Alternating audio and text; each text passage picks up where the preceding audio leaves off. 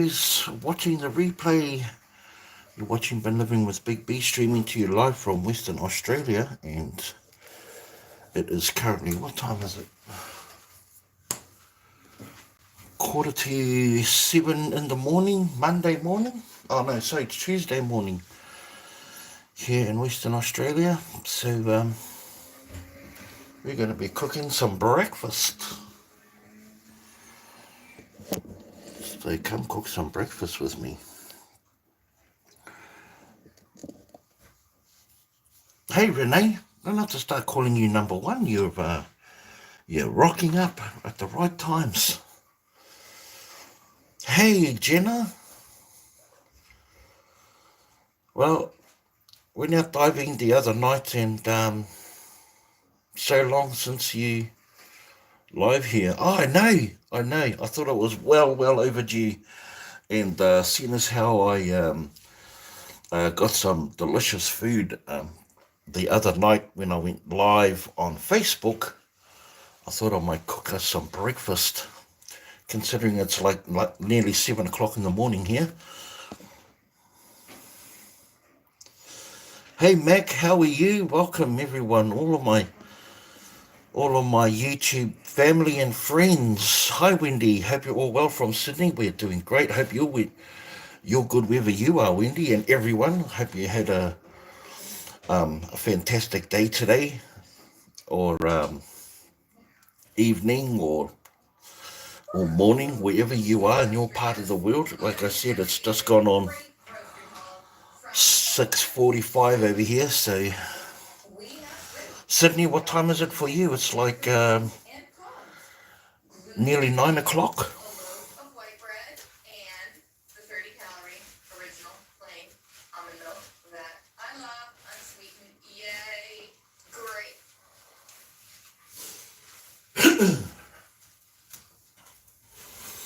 Just disappeared for a second there. I've got Amy and Dwayne playing in the background. As you know, I am dumpster diving obsessed, so I like watching the videos. Not only do I just like keeping up with everyone, it sort of helps me egg myself along to get out there. Especially now the weather is warming up here. How's the weather for you guys over in the States? Starting to cool down a bit. Any signs of snow yet, Renee?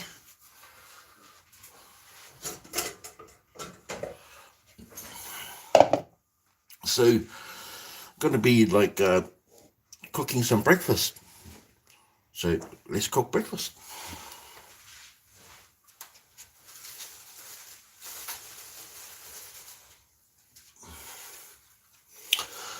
Now, I know you guys never saw, but I got a whole bag of these beautiful, like, buns, which are a day old now, but at the time was still soft and fresh, and so, I'm only going to toast them, so a day old doesn't make that much difference.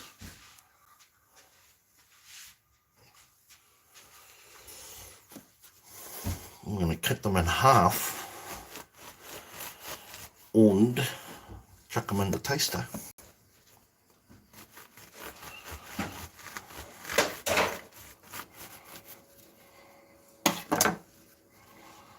And they will be beautiful. So let's chuck them in the toaster now. No, you can't see can't see it, but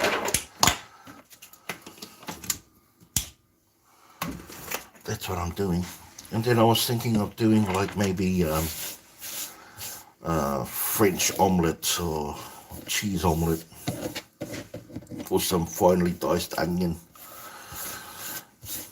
with eggs I found from the dumpster. I haven't done the video yet, but I will release, do a new one. I actually just dropped one not that long ago, last night I think.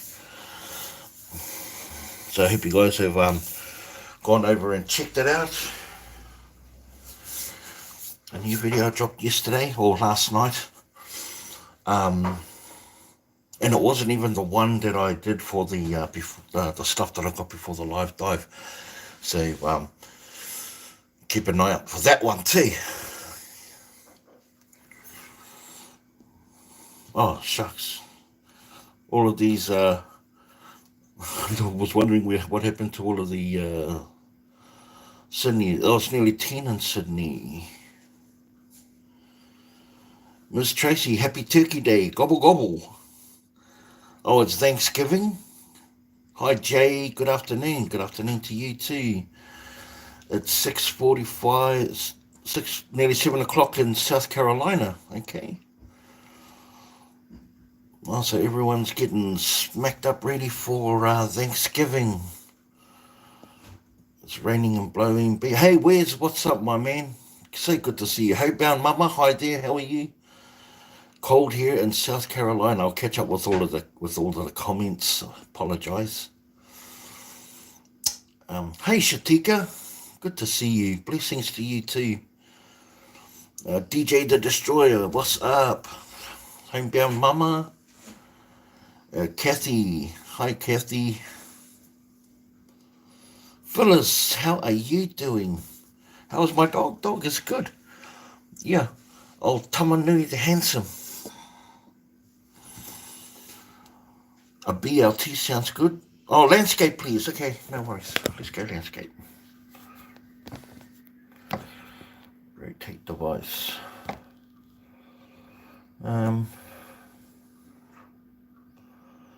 It won't let me do it. Hang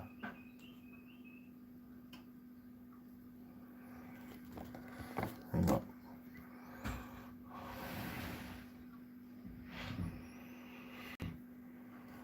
Oh, it won't let me do it right now. Won't let me do it. Hey Mac, I know better than to call during Thanksgiving dinner. I'll call my folks later. So everyone's having Thanksgiving dinner. Hi Karina Thompson, how are you? It's been a long time since I saw you, mate. Go back. Still half the screen. Yeah, I know. I sorted that out before I went live. I wonder if that will do it. Nope. Let me just muck around here. No, I don't want to muck around here.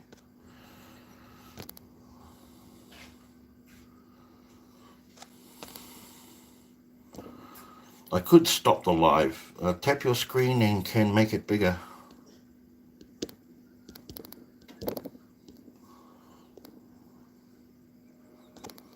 Well, that's not true either. I've got one of those ones. I've got one of those ones.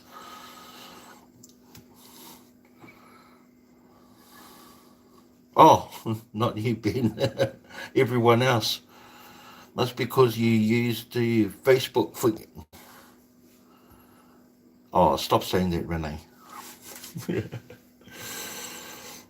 I've only been live on Facebook like a couple of times.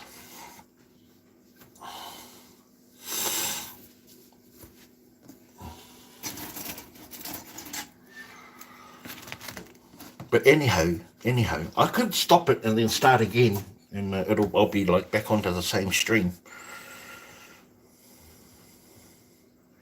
Oh, the people have to say if you tap it, it'll go full screen. That's what Kathy reckons. I know, just saying. Rightio then. Well, let's get cooking. I have the shovel for heaping the guilt. What's going on?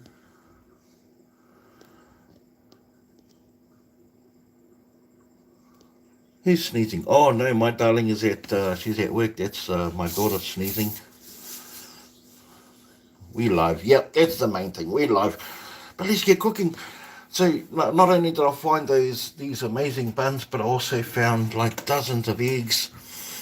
So we're gonna make like a nice cheesy French omelette, and I'm gonna show you guys every step of the way, if wish, and then we'll mukbang for breakfast.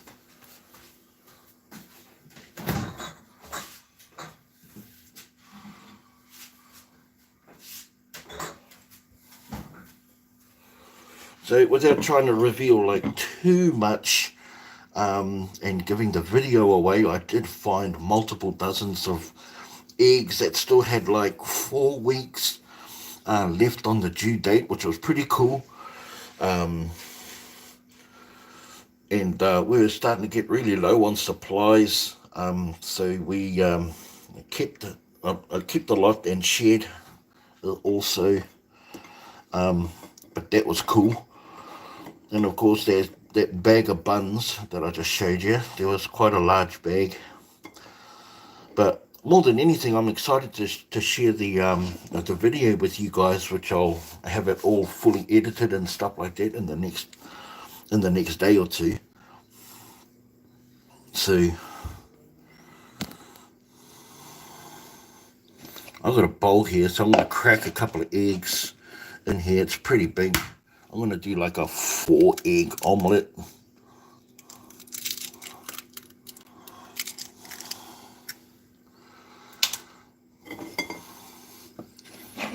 Crack 1 egg.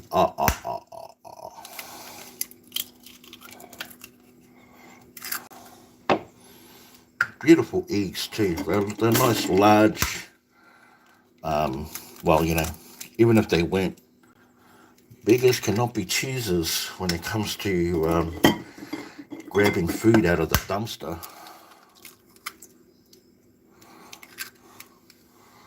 Is that right? So of course we're going to whisk those bad boys up.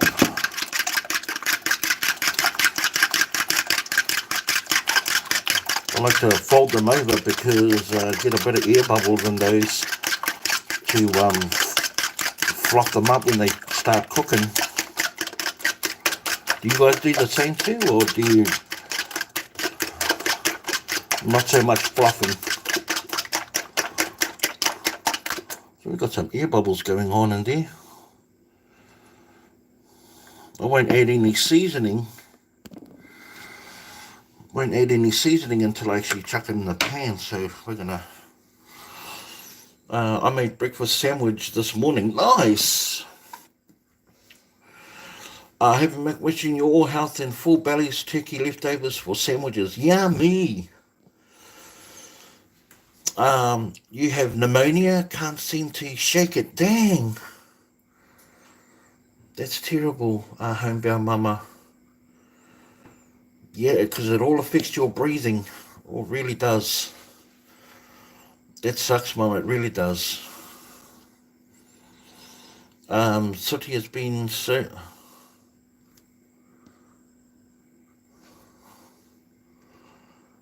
Auntie Lisa's Adventures. Hello, Auntie Lisa. You had a stroke in August? You just got home? Oh, my God. That's August, so are you like still going through therapy?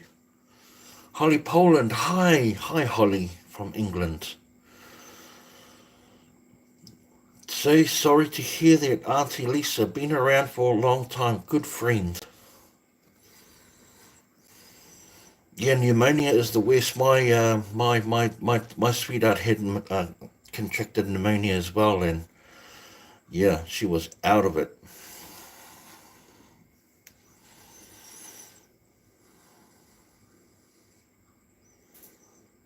Yeah. Well, you know, let's just say that, you know, look, guys, let's give let's show some hearts for Auntie Lisa and for homebound mama, just to let them know that we're thinking of them and wish for them a speedy recovery, and that we can come together as a community in times like this, you know, like this live, and give them some encouragement and some support and some hope. So let's see some hearts for our fellow human beings out there that are, especially considering it's Thanksgiving. So, you know, let's give thanks that they're here with us like right now, and thank you for sharing your guys' stories, and yeah, just a speedy recovery, and just get well real soon. and we'll always be thinking about you. Hello from Oregon. Hi, Susie. Yes, it's been a little rough. It's part of me having lupus. Yeah, we're all right behind you, and I appreciate all the hearts, everyone. Thank you so much. It's good to know that that when we come together, that we care, and acknowledge it.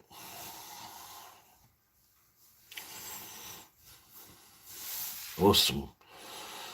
Sometimes there's nothing stronger than a little bit of hope. Okay, so but as we're doing that, as we're giving thanks and showing empathy and consideration for encouragement and support, let's keep cooking. Or I'll be having omelette for lunch. Okay, guys, let's go. So we're going to turn on the element. Let me just show you guys real quickly.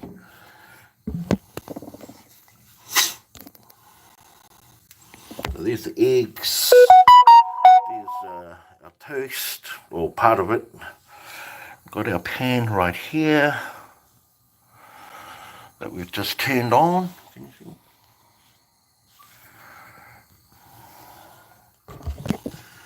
We're going to drop so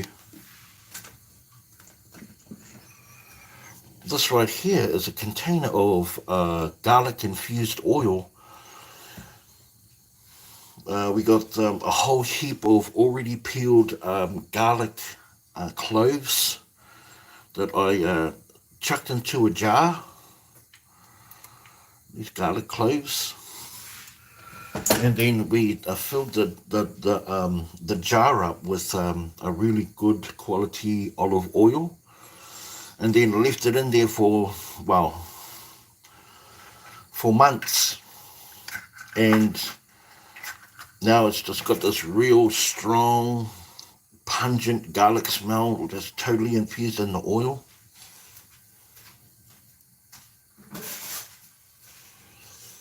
But you can do that with all sorts of things, like you can do it with chilies, so you can have a chili infused oil. But yeah, it's a really nice element to when you're frying food, shallow frying. Hi, Priscilla. Hi, how are you, Priscilla? Good to see you. And Brenda, hey, boo-boo. Oh, I haven't actually started cooking yet, Cynthia, but good to see you. And love the mirror that you scored out of that Kirkland's, I think it was, Kirkland's. Now, that was impressive.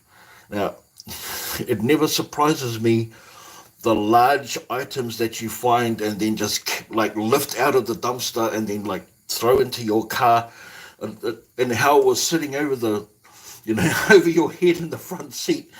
It was so cool. It almost reminded me of the time I saw you lift that dresser onto the roof of your little car. That time, that was, I mean, man, when I saw them, man, I got to subscribe to this woman. She's tough. She is tough.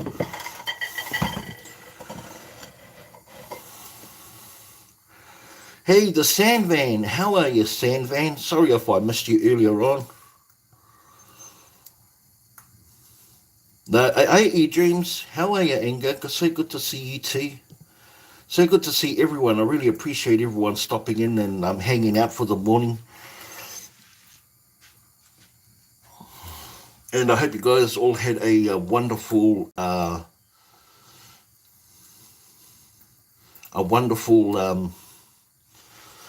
look at that, 25 months, 2 years, over 2 years. Inga, been friends a long time.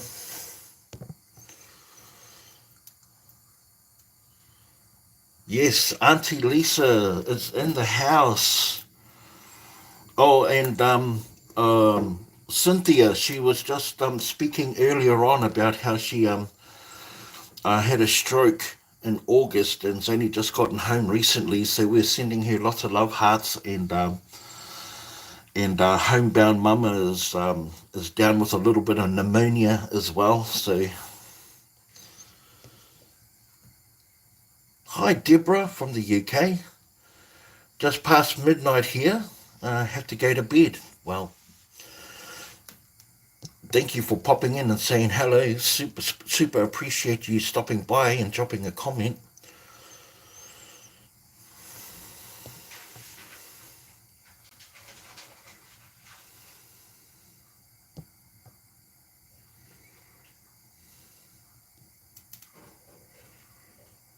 So anyway, our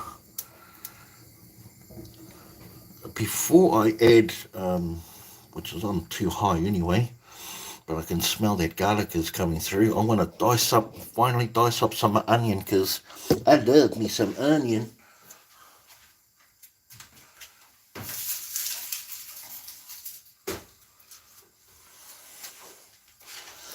I love me some onion in my omelette, cheesy omelette.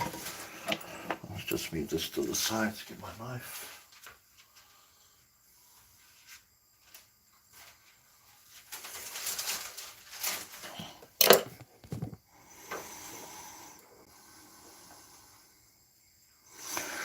Oh, right now I'm just growing herbs, and we've got potatoes, and I see some tomato plants are coming through, because while we were propagating the soil, we were feeding it with all of the food scraps coming out of the house. So we were recycling all of the peels and the leftover food, aside from meat, mostly vegetables. So as a result of that, a lot of the vegetables and peels are turned into little plants. So that's what we got at the moment. But what's the plans for like the immediate future? We're looking at dropping tomatoes, lots of tomatoes. We've talked about chilies as we're heading into summer. Salad vegetables, like lettuces, and some vine vegetables, courgettes, maybe some pumpkins, and your watermelons. How'd your watermelon go, Cynthia?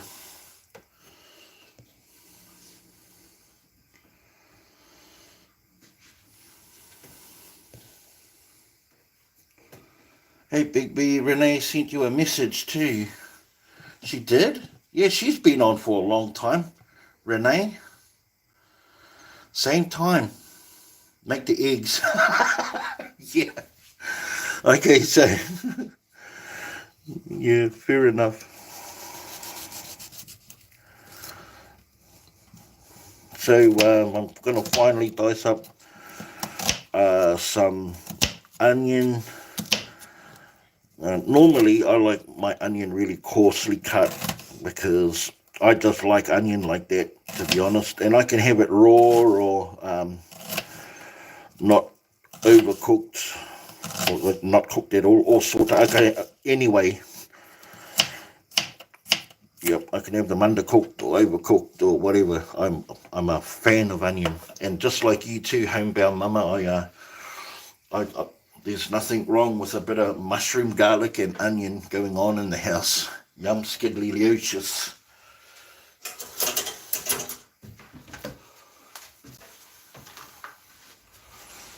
So we'll chuck our pan back on the heat and scrape our onion into the pan.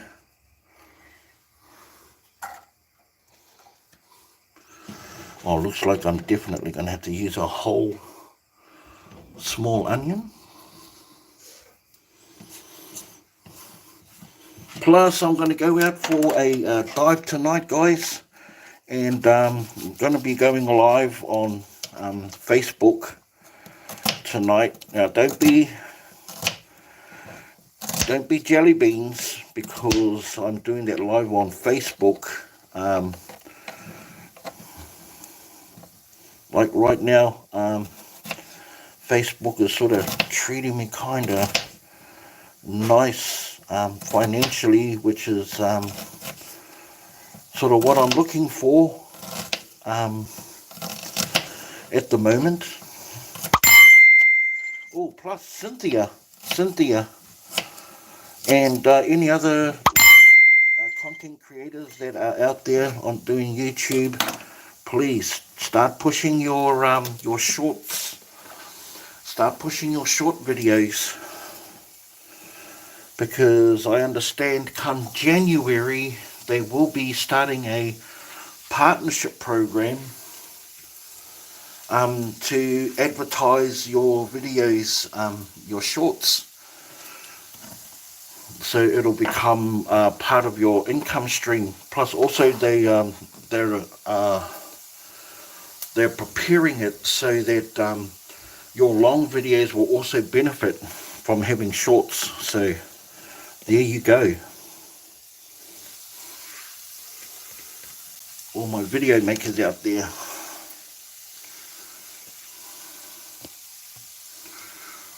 What's wrong with the big watermelon? I've been making spicy green tomato chutney today. Nice, Holly.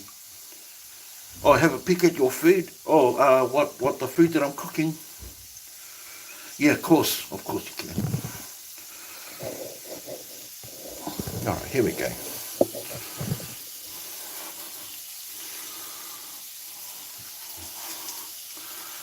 So there's the onions starting to saute. I'm just going to cook them until that's translucent. Will only take a minute or two.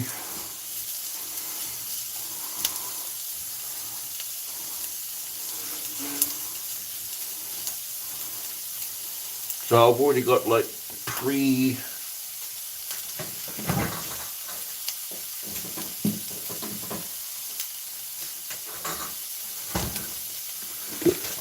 pre-shredded cheese here.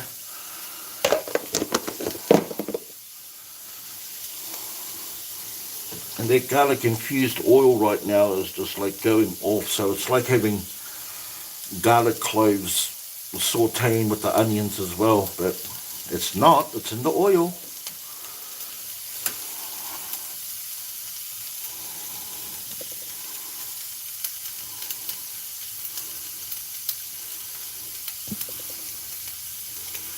Oh, yes, you can't wait. You're talking about the, hey, Double R Restorations. How are you, mates?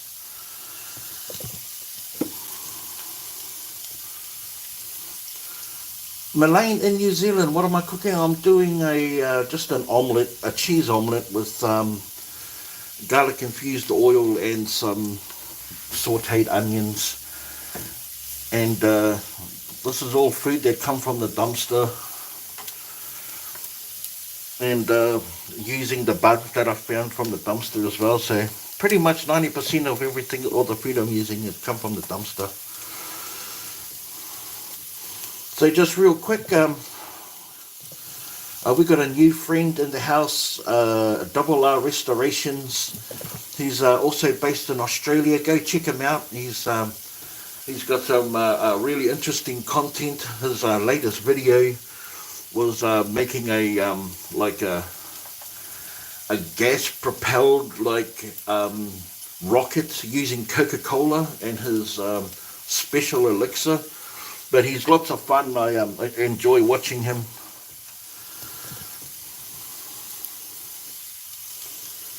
And of course, do I even need to mention Diving with Purpose, our good friend Cynthia, who is not only a fellow dumpster diver, but she's also got the green fingers. And how's your granddaughter? How's your granddaughter going, Cynthia?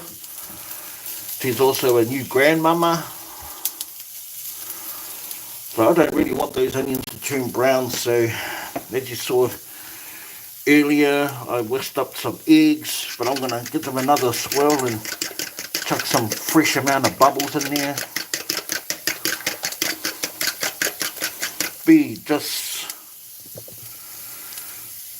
I just ate. You're making me hungry.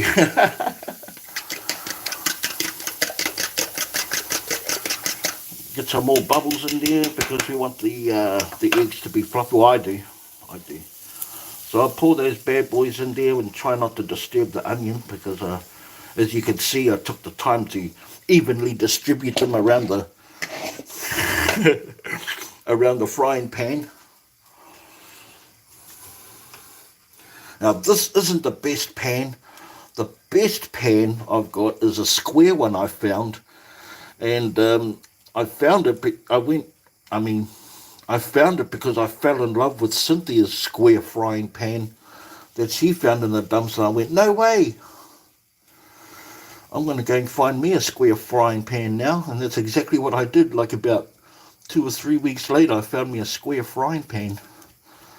So this one's been through the walls, but I just like the size of it. It's just nice and small. So I push everything from the sides just on a low heat. Not a low heat, but a low to medium. It's about this stage now. I'll season my onion, season my eggs. Just a pinch of salt. And I just used a powdered pepper because the cracked pepper doesn't break down enough for me. And I really want the pepper to go right through it.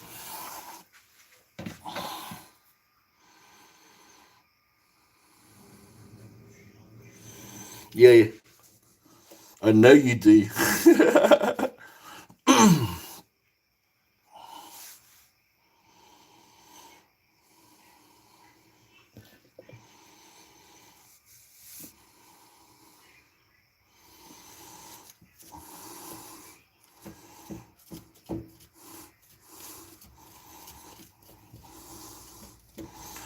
So while it's still a little bit wet, we're going to add our cheese because it is cooking pretty quickly. There's only 4 eggs in there. I'm only going to do, bugger it.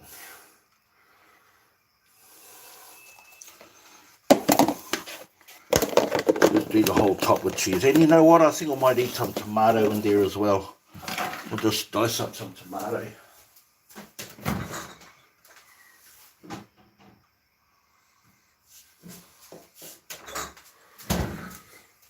Now the tomato I didn't find in the dumpster. It's a bought tomato, which is crazy, right? When you think about the amount of tomatoes that I've found in the dumpster over the last 3 years of dumpster diving. Tons and tons, man. Vines and vines. Just going to be a crude cut. Not a lot of tomato. It's not good for my acid reflux. Yeah.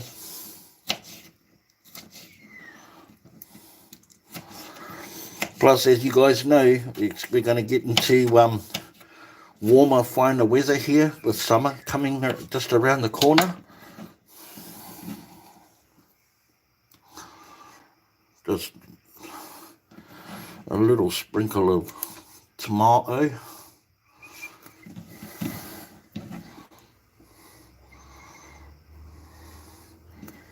Actually, I might do a frittata style on this and finish this off in the oven.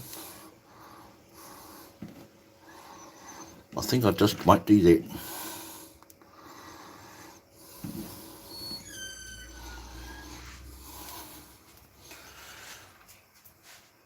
So let's turn the oven on to grill. Starting to come along, right guys? Starting to come along again.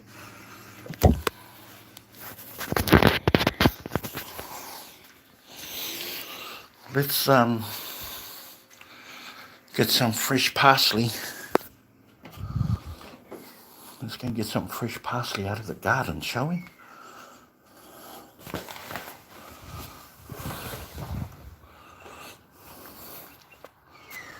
So here's what our day's looking like so far, ladies and gentlemen. She's a bit grey, but hoping for bluer skies. Not too bad today. Our little plants are coming along pretty well. Need a bit of a water.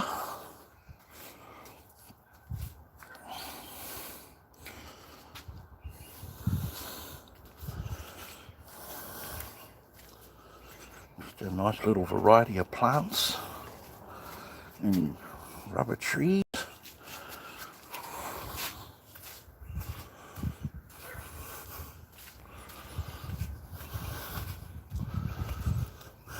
Here's one of our raised beds. We don't need a lot of parsley.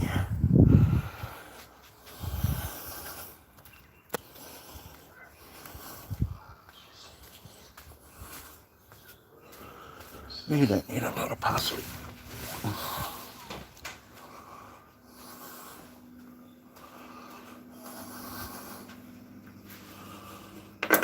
Hey, Jessica.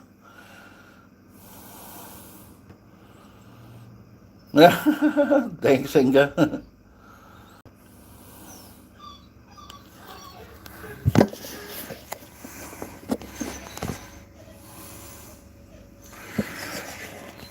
So we're going to. So that's what I've done. I've put the grill on the oven. We're going to chuck this into the oven and just cook the top, the rest of the top.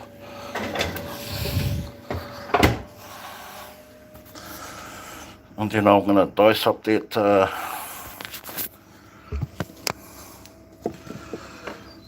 then I'm going to dice up this parsley just to finish it off. And then we'll get ready to plate, I suppose. So we'll get that 15 minutes. Tama! Haere mai ki konei? Yeah, get there. What you having a grizzle about, mate? Come here. Come and say hello to everyone. Eh?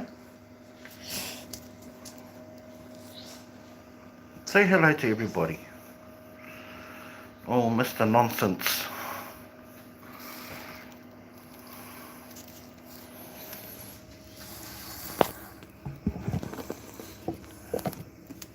So yeah, looking forward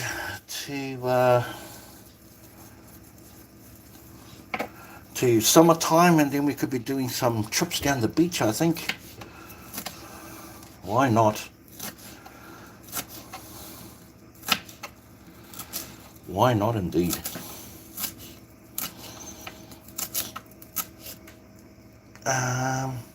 Hey Susie.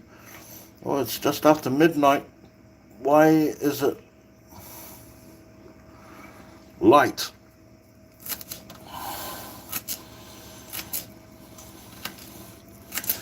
It's just after midnight for you. Where are you in England, Susie? You're in England, right? Yeah, you are in the UK. It's light because I'm on the other side of the planet for me.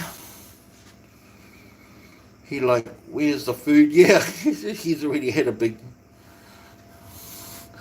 Yeah, he's already had a big feed. He can eat, man, I tell you. Some of the handsome, yeah. And he knows it. He is a player.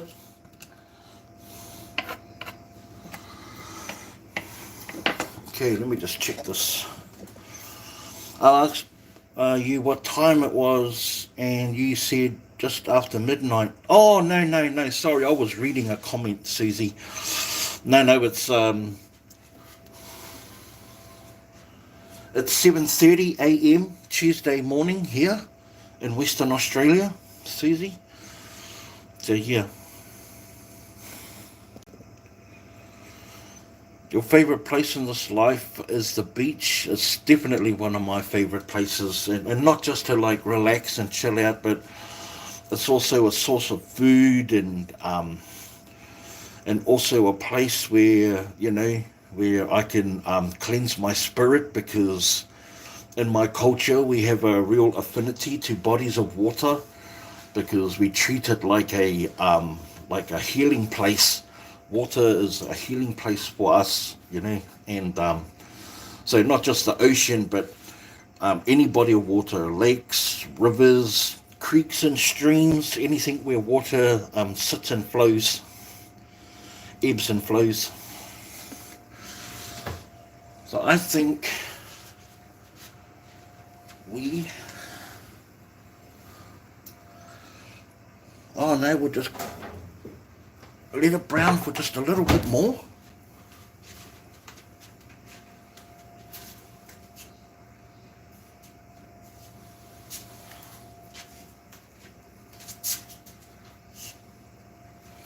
And we'll be using the oven gloves that Renee sent to me like nearly well over a year ago. Got the pair oven gloves.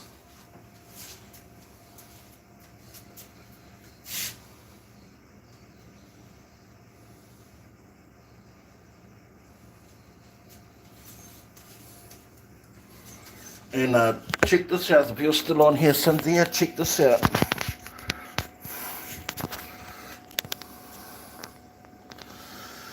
Still have the Texas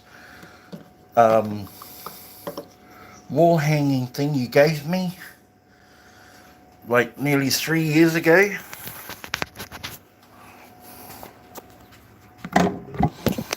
Because I'm a sentimental old fool like that.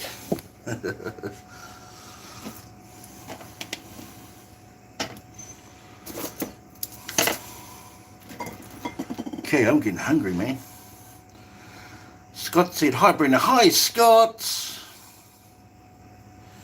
Smash the thumbs up for the host too. Thank you so much for the favor, for the likes, guys. I certainly do appreciate you all. When I die, I want my ashes put in the Gulf of Mexico to go everywhere in this wide world. That sounds like a great idea.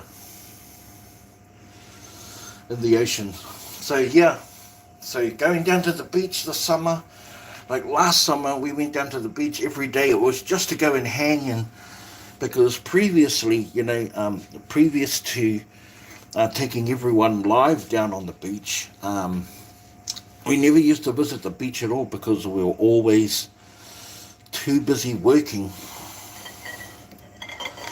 So going to the beach was never a priority.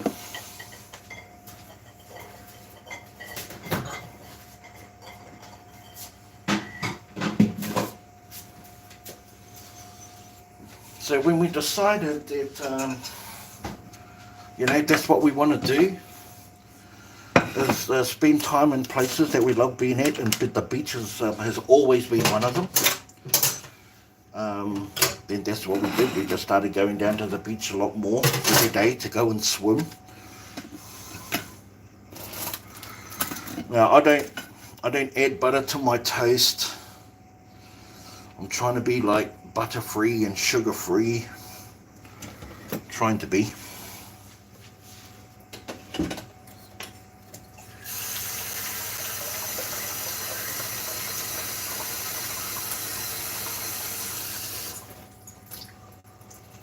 I forgot to turn the kettle on because I probably have myself a nice little caramelized mocha. How are your kids, Big B? Oh, they're all growing now. Yeah. My baby's 25 and she's doing well. She works in the same place as her mother in the hospital here.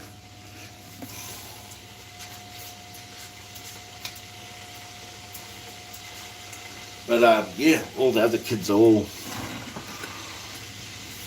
the other kids they've got kids now. I've got like 9 grandchildren, and I've got number 10 is on the way, is due on the November the 22nd, I'll have another grandson. And of course, my youngest son is planning on having more children as well. So they're planning. They have a daughter that's five years old. That's Cadence.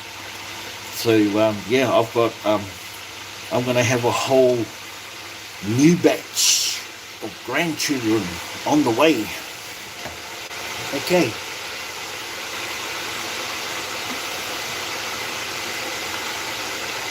The aim wasn't to really brown the cheese on the omelette, but I'll spin it around and show you. So there we have it. I don't really want it very brown because it dries it up, but we're going to scatter this parsley over the top of it.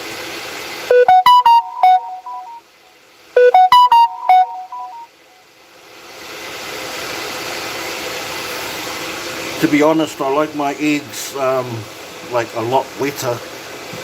I don't know, it's just a personal preference.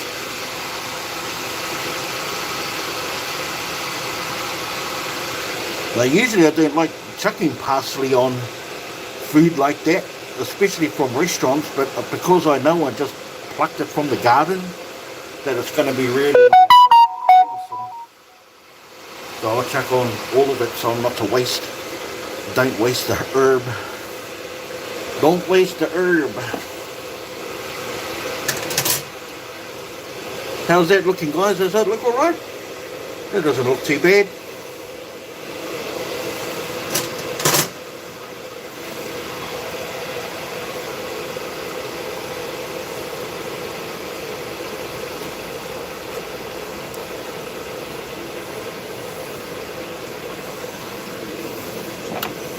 It doesn't look too bad at all. Well, okay. So now we're getting ready to plate. So I've cut these small buns in half. Please excuse the clutter over here. Look at this. I've got a phone charger here. And, oh my goodness.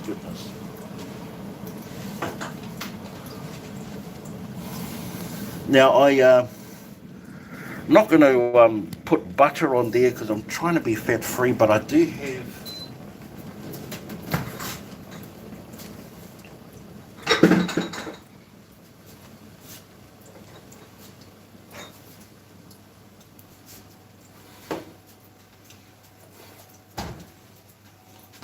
have some homemade blue cheese mayonnaise.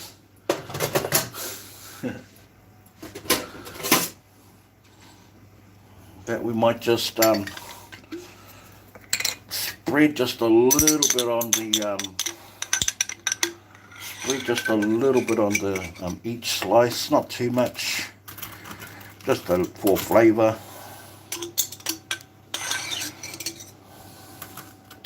Because it's pretty strong blue cheese. Yeah, it's not everyone's cup of tea. Obviously, it's not yours, Renee. But this is good quality of blue cheese. Yeah, I don't know what sort of crap you've been eating, but this is like really fresh, locally made blue cheese, and it is delicious. But I like it strong. I like strong cheese. Yeah, I like strong cheese, to be honest. Aged and vintaged cheeses. So this is right up my alley. There's not a lot in there. You know, there's not a lot.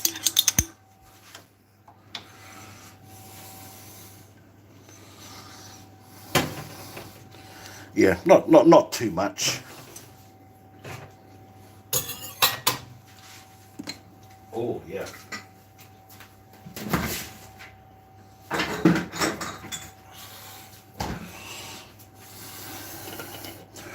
It's strong, but it's really sweet.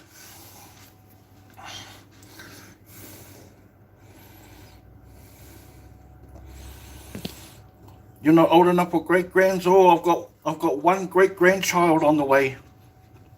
So here we go. We're going to just slide this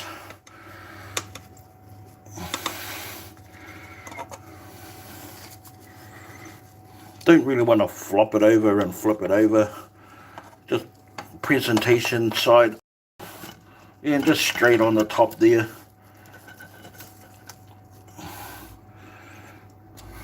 No rhyme or rhythm, just get it on there. But I mean, that's it basically. That's pretty much it. We are plated. So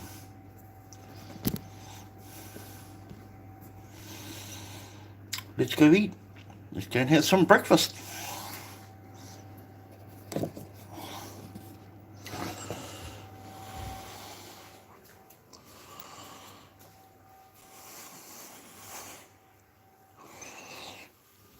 Oh, there we go.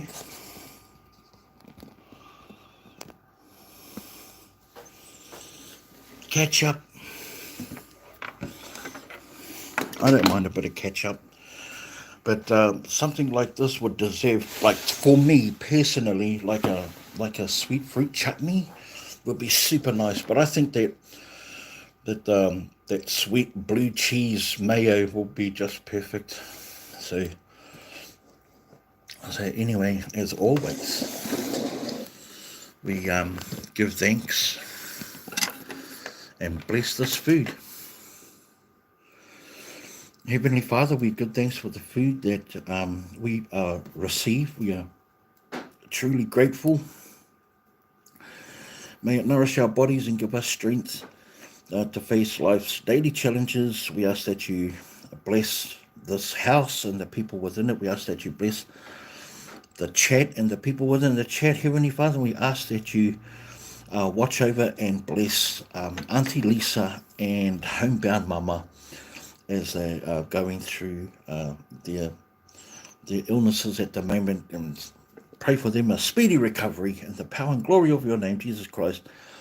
Amen. Pretty simple, pretty simple. So, I mean, how are we going to do this?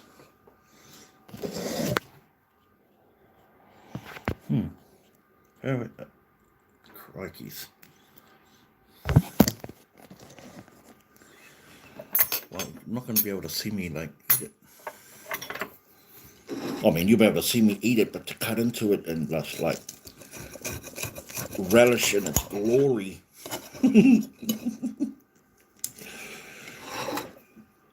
There is a cheese, tomato, omelette. No, cheese, tomato, and onion omelette with using infused garlic oil on fresh buns, spread with homemade sweet blue cheese mayonnaise. Man, that's a mouthful. Just like this.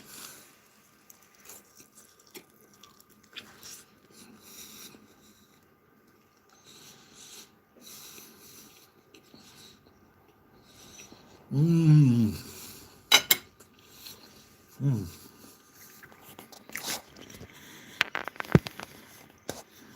think I was right on the money there with the timing of the eggs. They're not too dry, very sweet. Guys, these are eggs I found in the dumpster.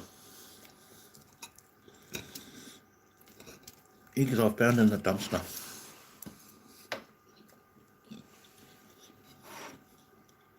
And I get to enjoy literally a free meal because stores out there just continue to waste. And we do our part. We do our part to save the environment and help our community.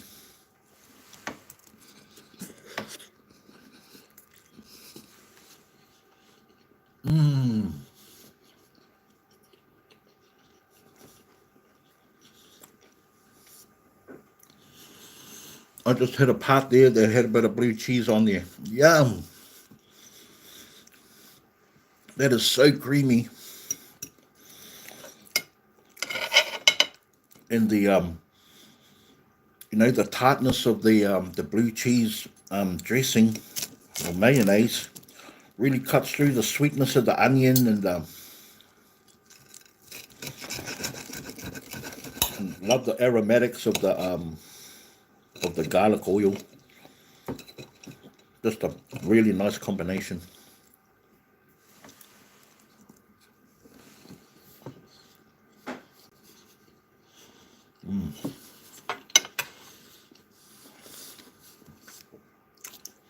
And the tomatoes are so nice too.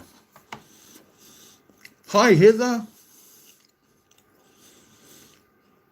It's big Bricky.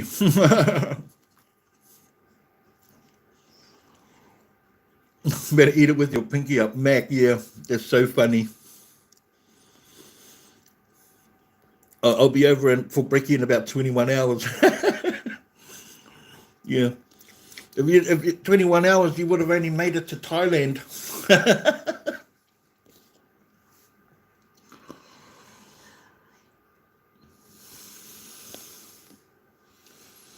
I just not long ago had spaghetti and poached eggs. Oh my God, Heather, you are speaking my language right there. Are you talking about tin spaghetti? Heather? Like Heinz or Watties, perhaps? On toast? Because that is like right up there. And sausages? Oh no, now I'm talking like a big English breakfast.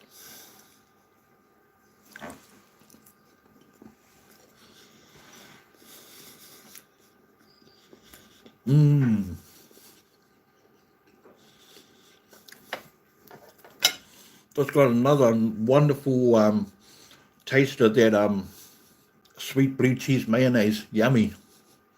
It is so yummy. I'm addicted to it. But I know it's so bad for me. Yes, kiwi food, oak. Nice, Heather. I love you. Hey, Leah Liz, you love fried pasta? Yes, we say fancy pinky up like when drinking tea from a wee fancy teacup. It's Thanksgiving in Canada today. That's where it is. It's in Canada. So when is Thanksgiving in the US? Is it like still coming up? Your tiki is almost done, eh, Renee? Nice. That's your favorite, Auntie Lisa, pork and beans for breakfast. That like brings me back the home memories. Yeah, I'm a. If truth be known, I'm a baked beans fan.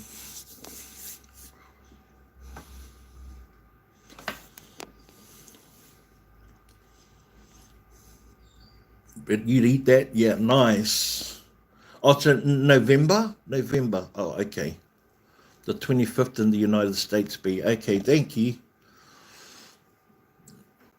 Yeah, well, Thanksgiving's not celebrated here. Obviously, it's an American holiday and a Canadian one, by the sounds of it as well.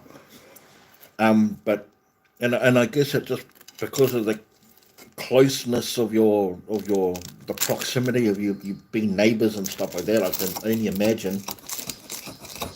But Canada is part of the British Commonwealth, even with the French Quarter.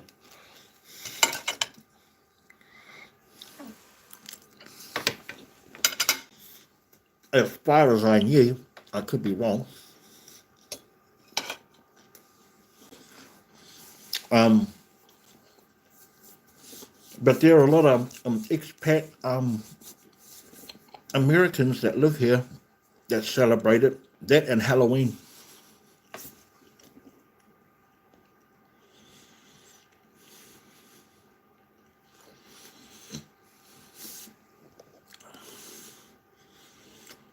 I love baked beans too.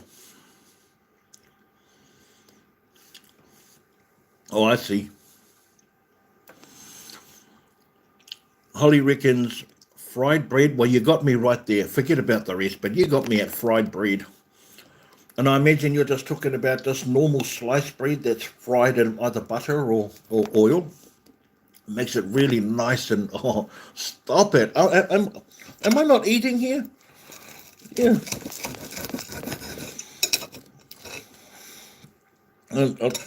I was just reveling in the gloriness of my own, like, dish here.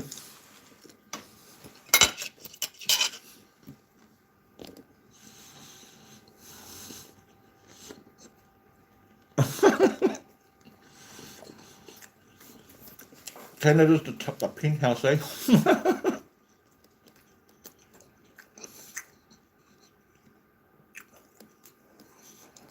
Oh, the harvest, yeah, of course.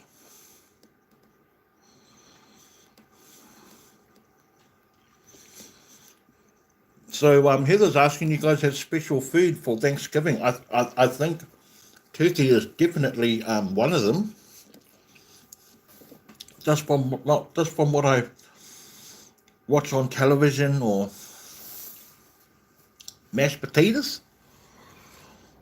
What is the classic Thanksgiving dinner? What does that look like? And I know definitely that like turkey is definitely a no-brainer for me. Hi, Cindy. And Karen. Hi, Karen.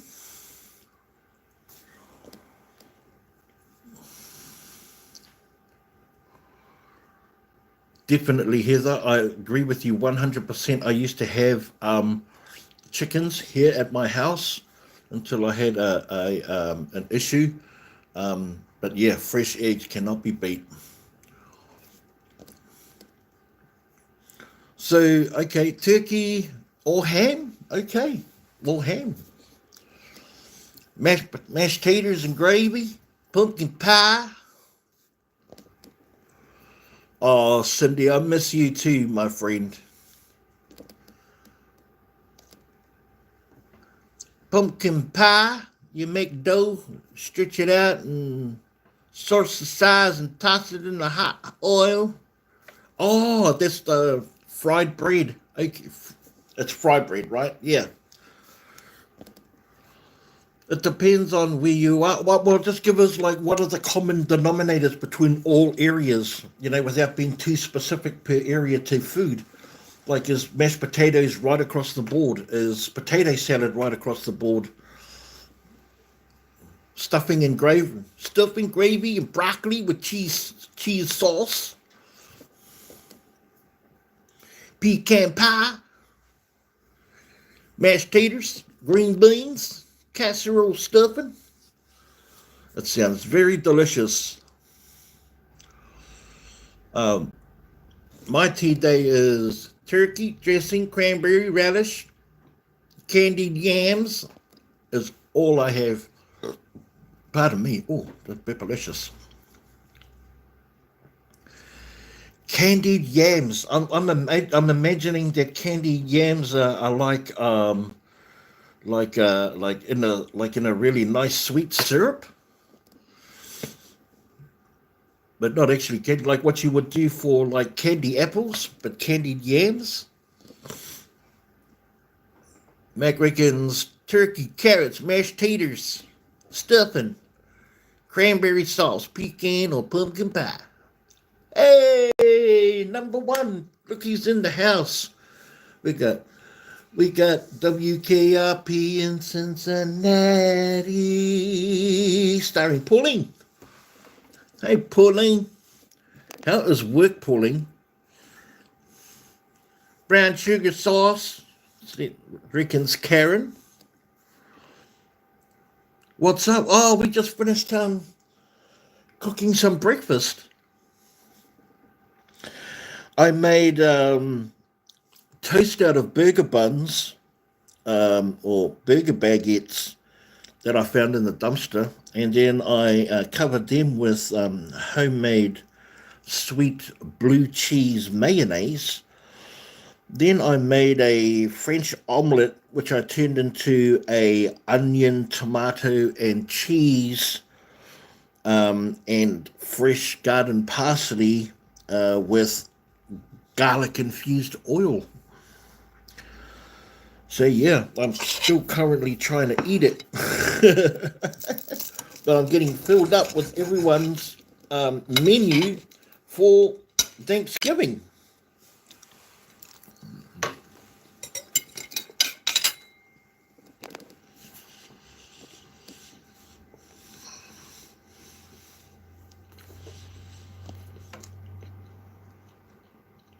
Jessica from Texas, you have to make banana nut bread.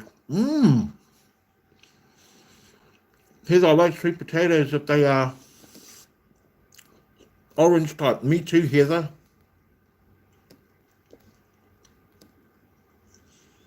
Oh, brown sugar sauce on the yams. That's what you were talking about, Karen. Yeah.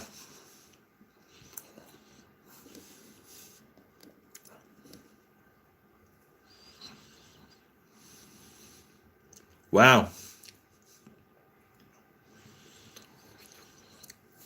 Mm, it's amazing to see what people have from different places. Here in England, we have some of those things for Sunday lunch and turkey for Christmas dinner. So turkey's an English dinner. So like here it's mostly ham, and in New Zealand it's pork, lamb, beef, and ham for Christmas. Mac, Big B, do Australians eat buffalo style chicken wings and blue cheese dressing? It's not as well known over here as it is common in the States. Like there's a lot of American style food starting to come through, like American style barbecue with the non-directional smoker or the offset smoker. There's a lot of that coming through. Um, and with that comes like buffalo wings, but it's not there's no like stores that specialize or dedicated to buffalo wings, which is like makes me angry. Like, get it over here.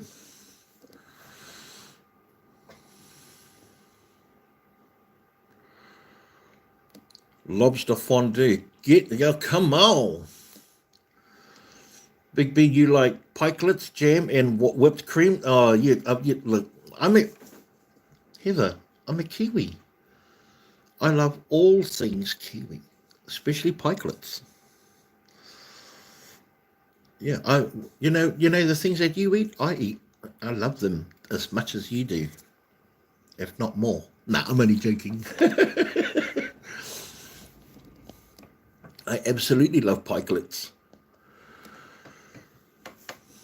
Pulled pork, yes, yes. If bananas ripen too much, peel and freeze. Excellent for banana bread. I know, Leah. But the thing is, like for me, and I do, as you can see in my videos, I come across a lot of bananas like that, but I don't have the space to do that kind of processing. I just don't.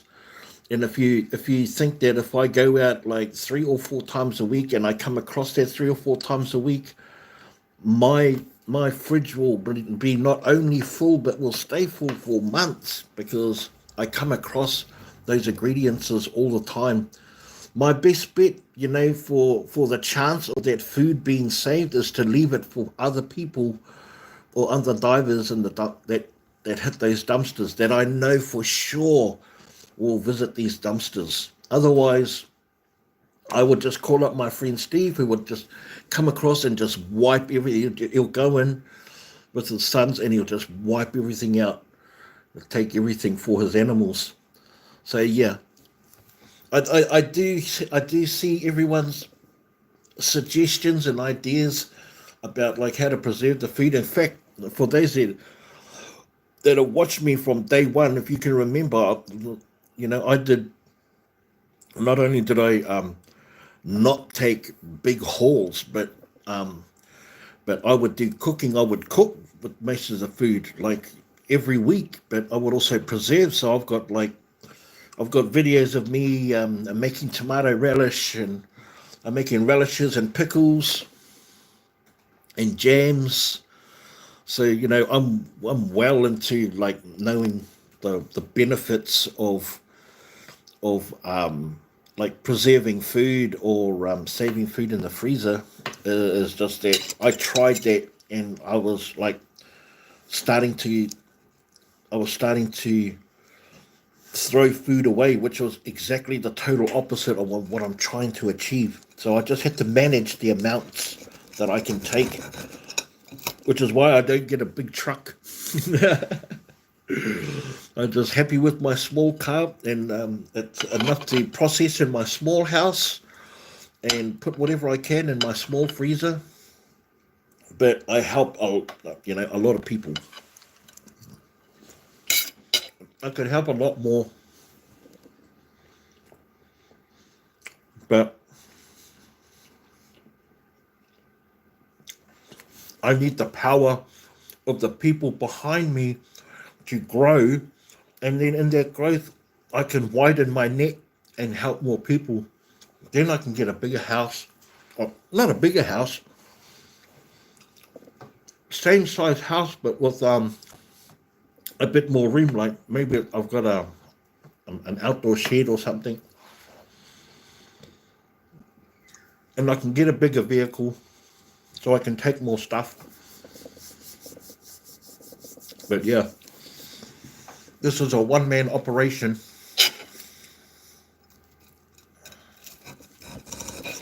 As all of you guys out there, as dumpster divers know, it's not it's not it's not work for the faint-hearted.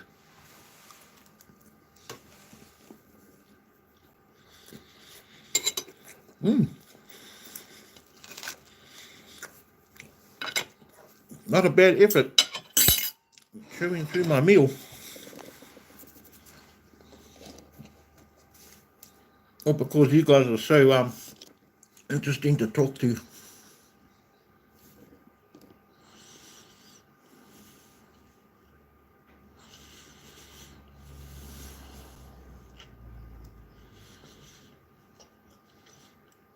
What's shoe fly pie?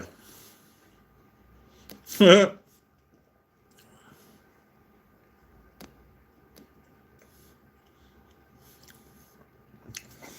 I heard something. Let me. I read something interesting about how a whole banana isn't the same. Eating a whole banana peeled isn't the same as eating a banana that's been mashed and blended. Have you ever heard that? That the a mashed and blended banana releases all of the sugars um, inside of it, and is meant to be and is proven to be less healthier for you.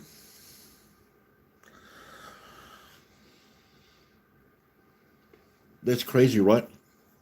Have you ever heard a doctor or a study dare say that a banana, if not whole and intact, is less healthy for you? Please stop with those sort of shenanigans. It's 2022. Let a banana be a banana, in a smoothie or not. I don't know. I don't know. Yeah, screw that crap. Hey, our friends exposing our waste. How are you guys? I haven't seen a video from you, otherwise there's something going on with my notifications. How are you guys going? And while you're here exposing our waste, for guys that don't, you guys in the chat that don't know exposing our waste, couple of really awesome young guys that are dumpster divers but are super globally conscious and locally conscious, and community helpers in every sense of the word.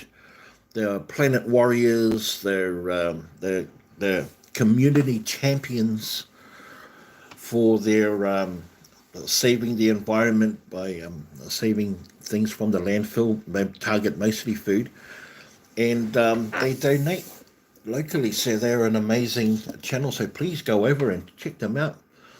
No videos recently, but I have lots of stuff to upload. Well, get busy. Get busy, otherwise don't want your fans to get cold feet. No, I'm only joking, my friend. Basically, it's a molasses crumble.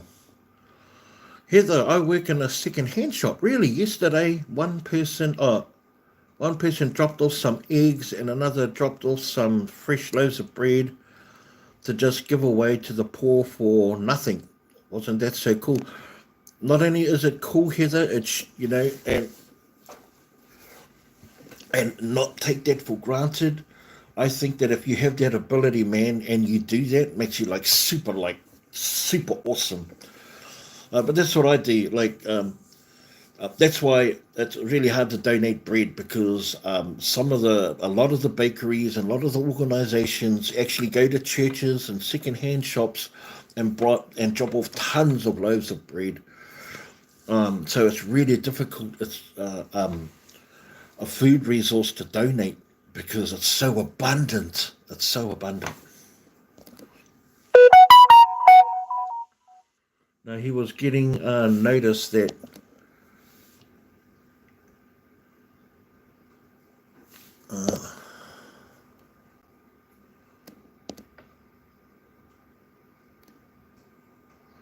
I just saw rainbow here just now. Wow, that's a good sign, right? Key lime pie too at Thanksgiving. There you go. I was getting a notice that Heather's Halls auction is starting soon. Oh, yeah. Yeah, so I won't hold everyone up. Please, if Heather's Halls is auction, who goes and hey, Dumpster Witch, how are you?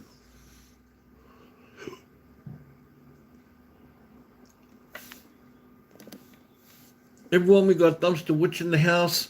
So guys, our exposing our waste and any other content creator out there. I know Cynthia is super excited, but I have to share the news. If you haven't seen it already, if you're going to be uploading videos, please consider uploading shorts. Start loading them up onto your YouTube channel, your existing YouTube channel. There's no need to create a new channel. It's not going to affect the algorithms of your existing channel. In fact, uploading shorts will help your channel. The only thing about uploading YouTube shorts is that they don't offer a caption option. So if you're able to add captions to your shorts, which is 60 seconds and less, and the sweet spot that they say is between 55 and 60 seconds. 55 and 60 seconds is absolutely the sweet spot. If you can add captions to your videos, also, it's going to be a fantastic help. It's going to act like having hashtags in your description, and I think it's going to kick off. They're going to put shorts into the partnership program. So I'm really, really encouraging all creators out there to really make this a happening thing and get YouTube to push the shorts content. So if you're dropping 2 or 3 shorts a day from your existing library and regurgitating that, it's going to really, really help the exposure of your channel. It's really going to help the exposure of your channel. So don't even take my word for it. Mr. Beast, the man, Mr. YouTube himself, has said that.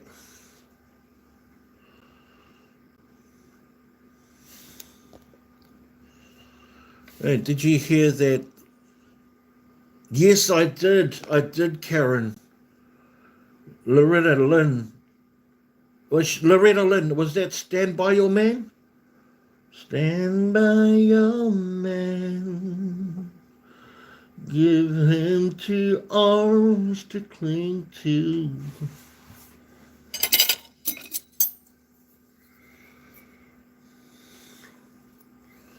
Is that Loretta Lynn? I'm sure that's Loretta Lynn. But of the old Stand By Your Man.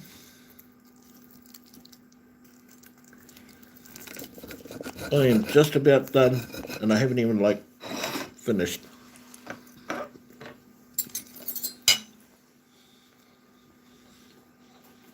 I'm gonna have to.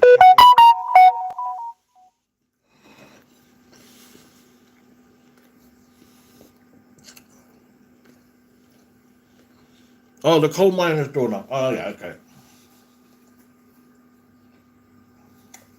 Yes.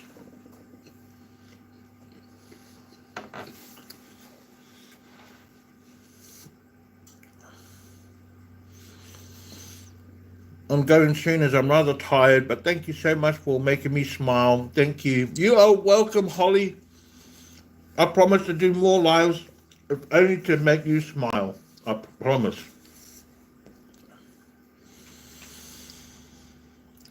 Yes, that was Tammy Wynette. Yes, I do stand corrected. I'll take a look at that. So good night, Holly. Everyone say good night, Holly.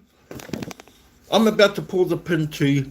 But please, I do encourage you, if you haven't gone over and checked out, if someone can drop Heather's Hall's auctions link in the chat for people to go over and just go over and just check out the auction. You don't have to buy anything. You have to register to buy anyway.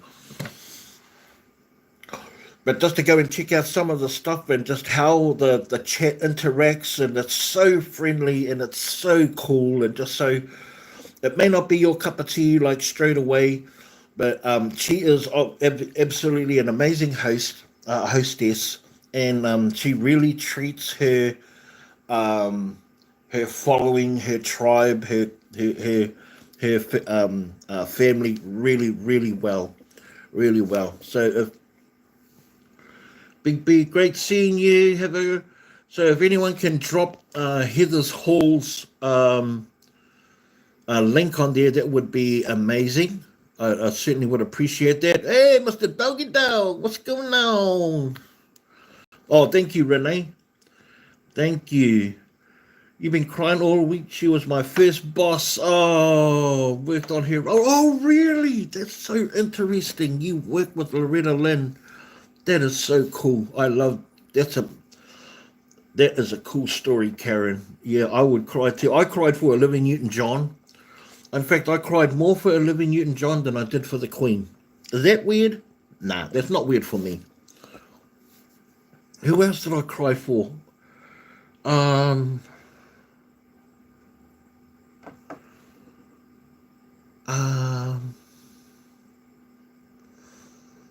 Another actor recently passed away. Take care, Inga.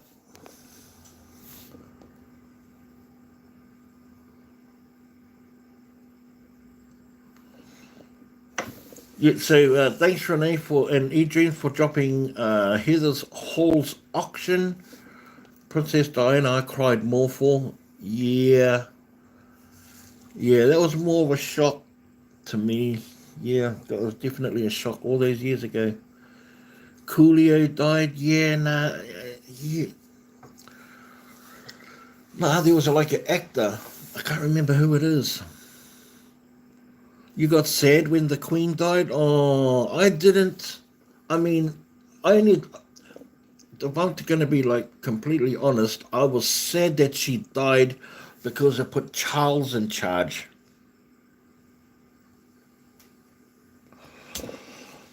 Now, I know that sounds kind of mean and sad, but I don't care because I don't think that even out of mummy's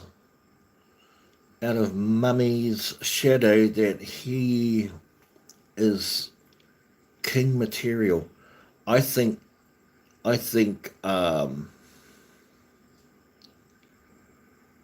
what's the prince? What's his son's name? God, Harry and what's the prince's name? Prince. God.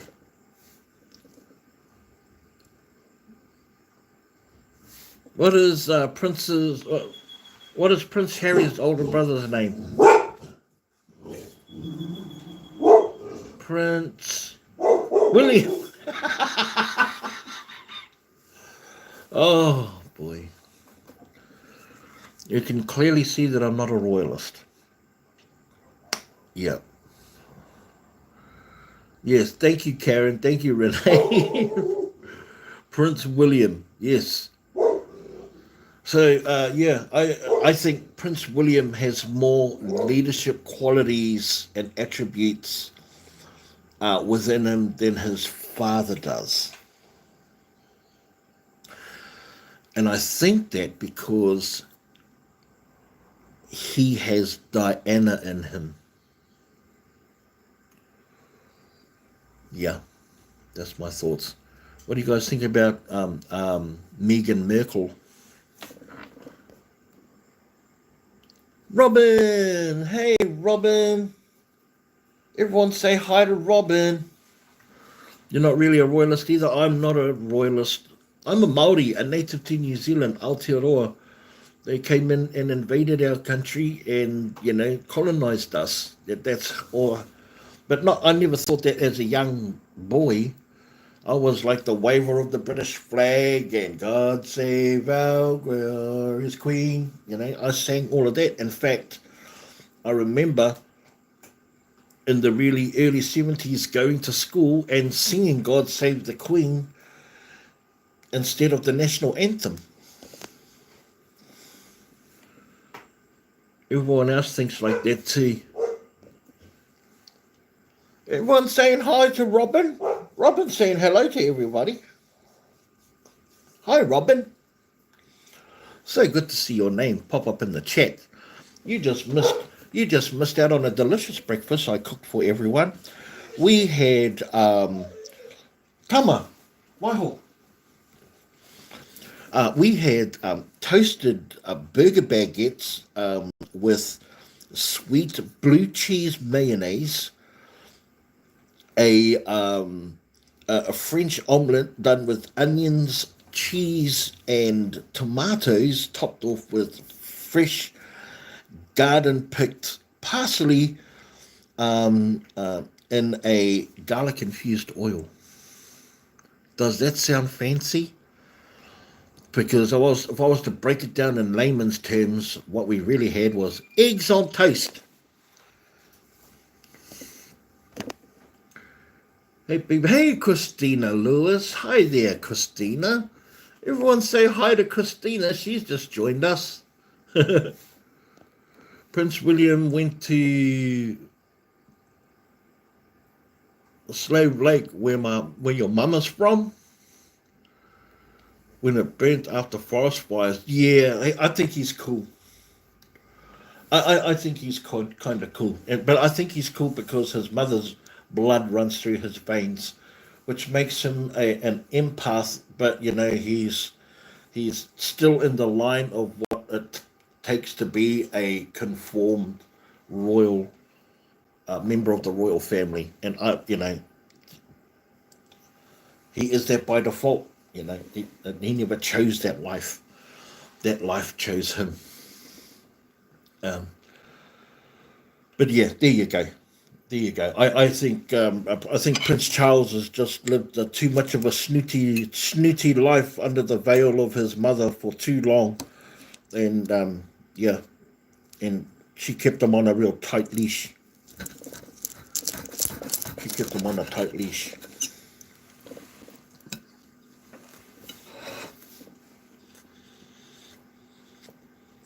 I think he had potential to be the king when he was in his 30s and 40s.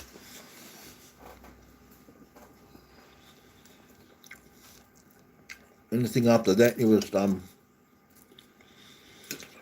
too ingrained in his ways.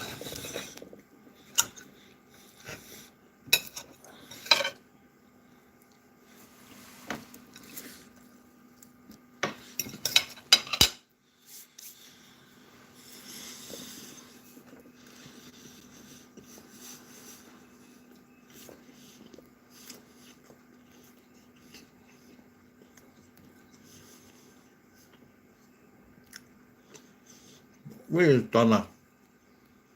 Oh, hi, Donna. Hi there, Donna.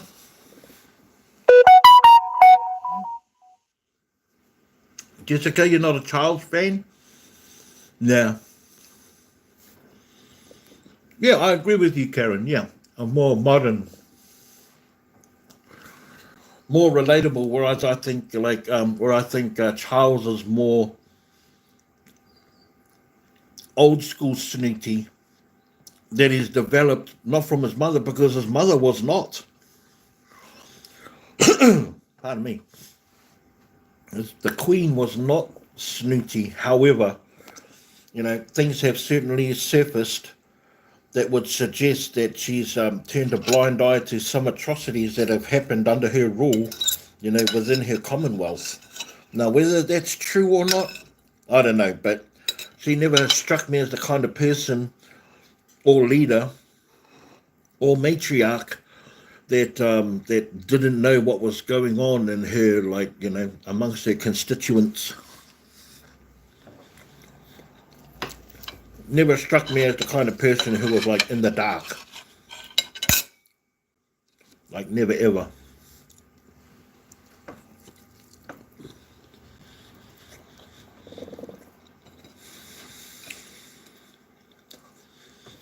So she was fully aware of what was going on, you know.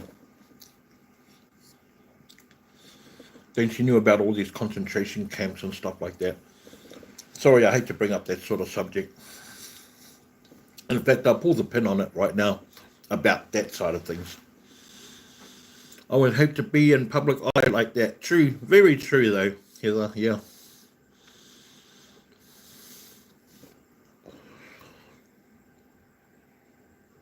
Oh, that is going to be it. Yeah, that's a great point, Renee. Yeah, seeing King Charles II on the coins, on the money. That's going to take some getting used to.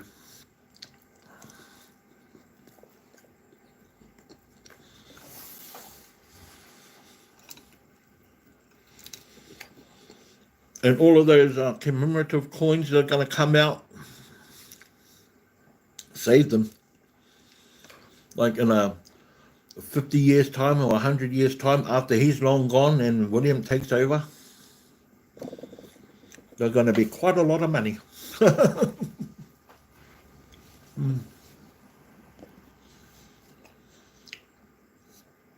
Donna, you went diving last night here in Adelaide.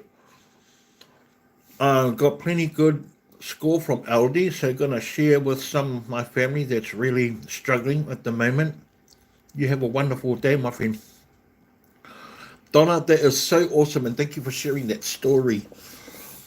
That's the whole purpose of what I do, and to inspire others to do the same.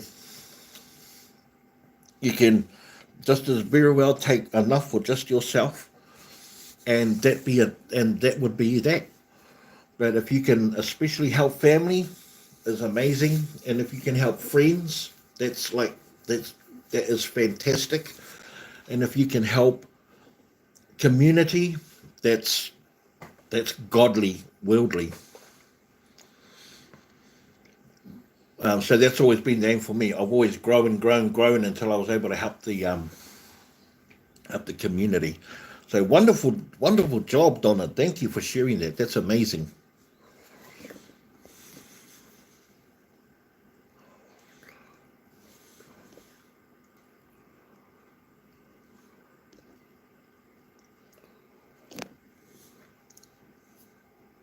Oh, that's true, Heather. Yeah, I think so.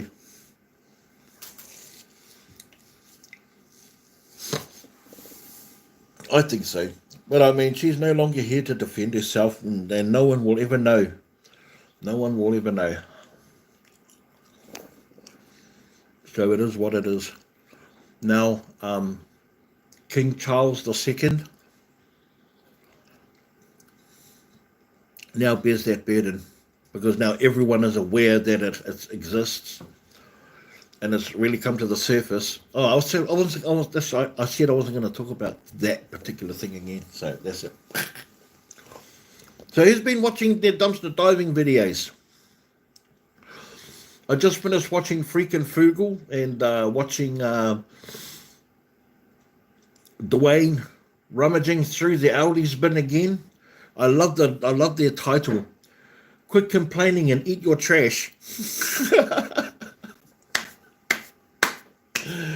You gotta give that a thumbs up for title alone. Title alone.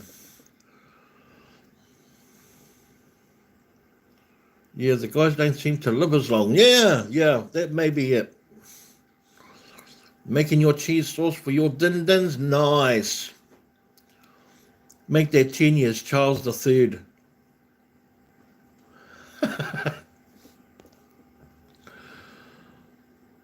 Like you and it's me, Kathy.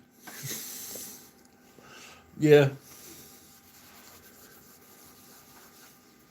Well, Kathy, oh my God. I don't know if you caught Just Me Kathy's video. I'm sure you guys did. But what an amazing haul that she got. Just boxes and boxes of all of that tin food. And oh man, it was like all of the baking stuff. It was a baker's delight. Heaven. The icing sugar and the brown sugar, all the sugars, and man, the essences and all of the things that you need to make like baking, like oh man, just and she never ceases to amaze me how she puts her videos together, and although I enjoy the donating, I think my favorite part of the videos is actually hearing her talk and be excited about her finds and her getting tired. You can hear her tiring as she's going through all of this. I mean, man, such a battler, such a warrior. I love watching. Whoa, what's Grabbit up to? Is he doing a live?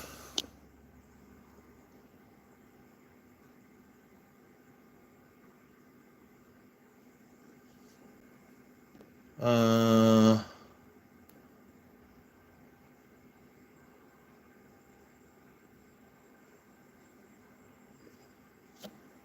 did anyone else get a notification from Grabbit?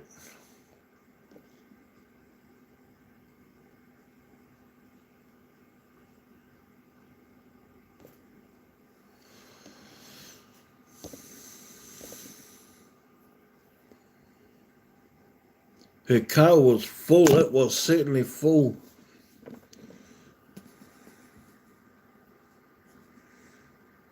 Dwayne always has his dumpster hits the dumpster at the right time. He certainly does. Yeah, no, they're experts in the. No, not live, Mac. I checked. No, thank you, Mac. Thank you for checking. Not that it would matter. I mean, he gets like several hundred people like watching his lives, because he's pretty. The bro's got a pretty face and good skin and sparkly blue eyes. I love him to bits and pieces. He's a handsome brute. He's a handsome brute.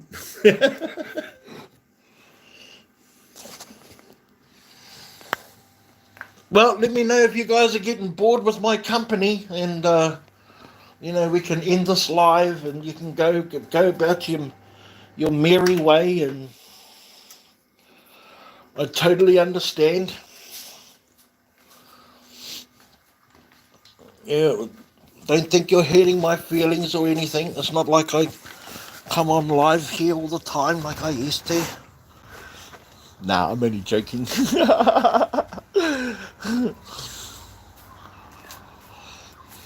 Oh, my darling. Didn't even leave me anything.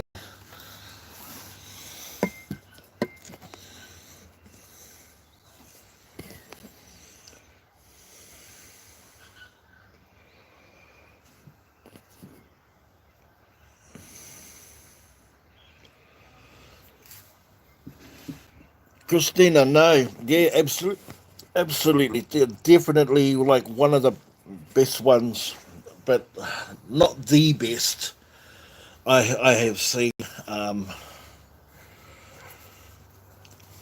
and not on YouTube. Rosalie Pereira got a massive haul, and Shelley Frugal Living sent me pictures of this, like her car absolutely jam packed. In fact, she had to lean out of the driver's seat with her dog on her lap. It was that full. She had filled up the back seat, the hatchback, and the passenger side, just totally jam packed, packed. And Rosalie Pereira, I don't know if any of you guys remember her, but she's kicking off her channel again, and she not only loaded jam packed her friend's car, but also her car, and all Dollar General. They were all of them, both of them were Dollar General stores, and it was just filled with cat food and dog food. But yeah, just. And who else is killing it at the moment? Oh, my friend Tom Wallace, official. He is a Philippine living in Missouri, United States, living in Missouri, and he is doing exceptionally well. Oh my God, the food he finds is crazy. I haven't heard much from Indy Pinay. I mean, she's like posting videos, but not like what she used to. Do you guys watch non-English speaking? Don't leave now. I just actually made to one. Yeah, okay, I won't go. My live divers on the Dumpster Diving Buddies Facebook group. Oh, okay, Dumpster Witch. Do you have content on YouTube, Dumpster Witch? Do you have YouTube content, or do you just post exclusively on Dumpster Diving Buddies? Which is great either way.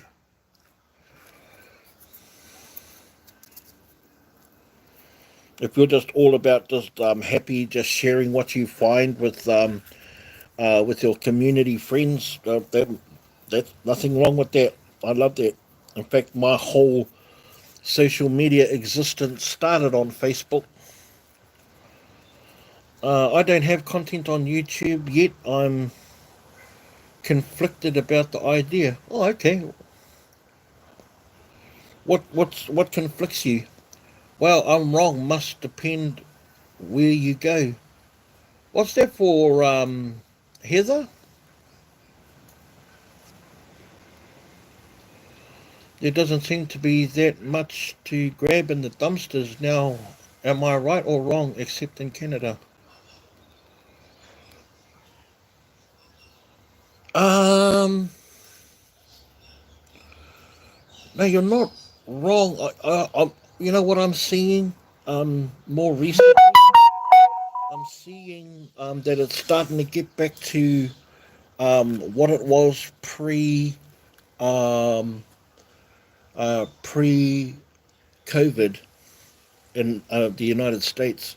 I'm starting to see a lot of regularity in the jackpot hauls. I see that that waste is picking up because there was a real huge downturn before, so now I see it picking up.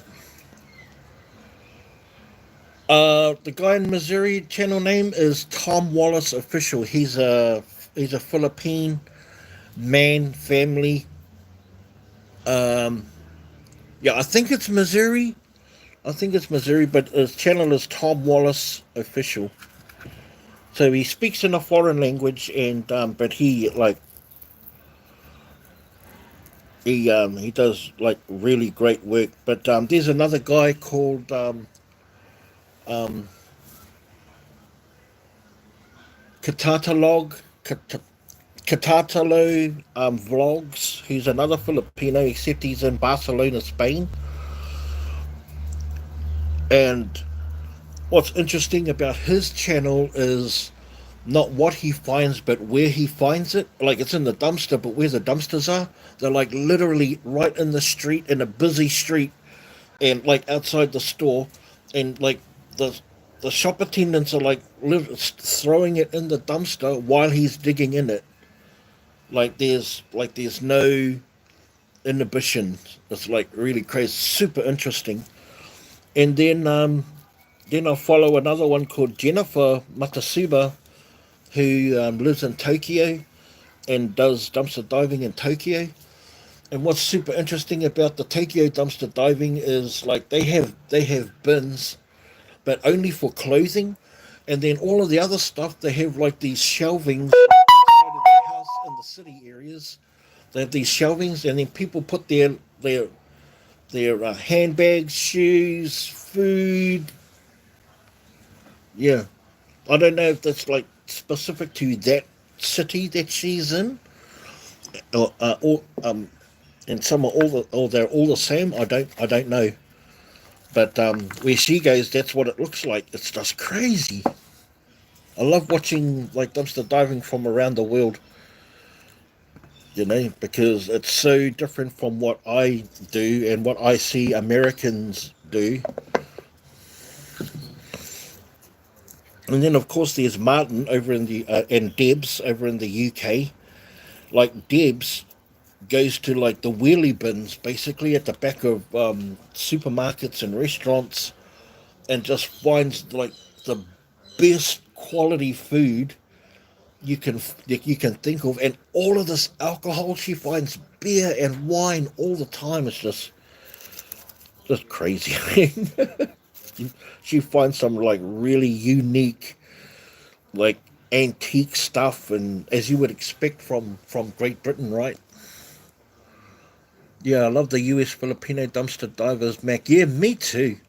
I love them. Yeah, like Indie Penny and AI French.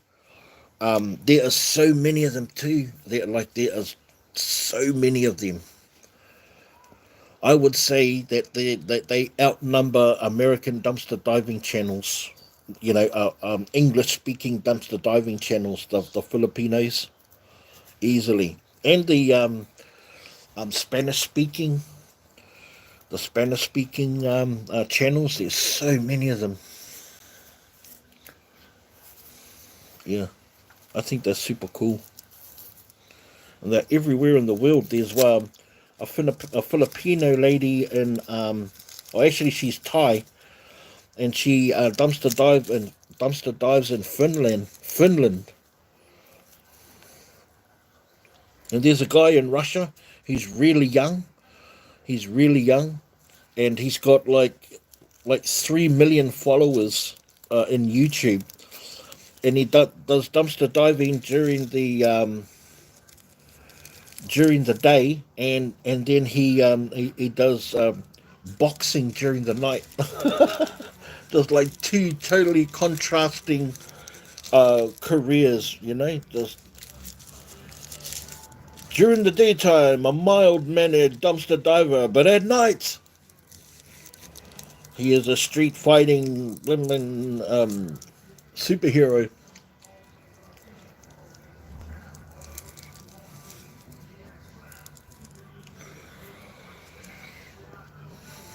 Hey Big B, how are you? Hey Michael, how are you, brother? So good to see you, my man.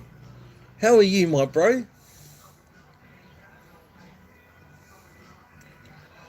um the more I post, the less I get. So I'm conflicted about not being able to provide like I do now. Oh, okay. Okay. Okay. I can understand that. Um. Um.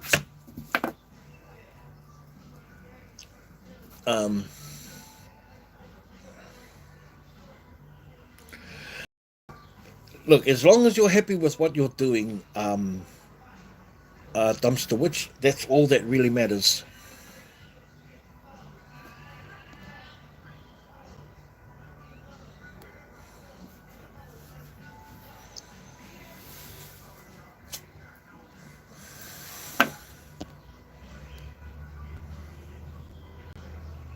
Abuhe America. I don't. I don't. Anyone dumpster dives in New Zealand, they lock them all up. or you get shamed. Yeah. Wait till I come back home, Heather. I'm gonna be smashing the dumpster diving over there. And do I care about shame? Hell no. I don't care or anyone think. What, do you come around to my house for a cup of tea? Do you come around and mow my lawns? Or do you come around and ask me to visit for scones, cucumber sandwiches? Or do you come for a visit to let me know how my auntie is? No. So why would I care about what you think about what I'm doing? I don't. I really would love to. It's just it seems like people find out where you're from on YouTube.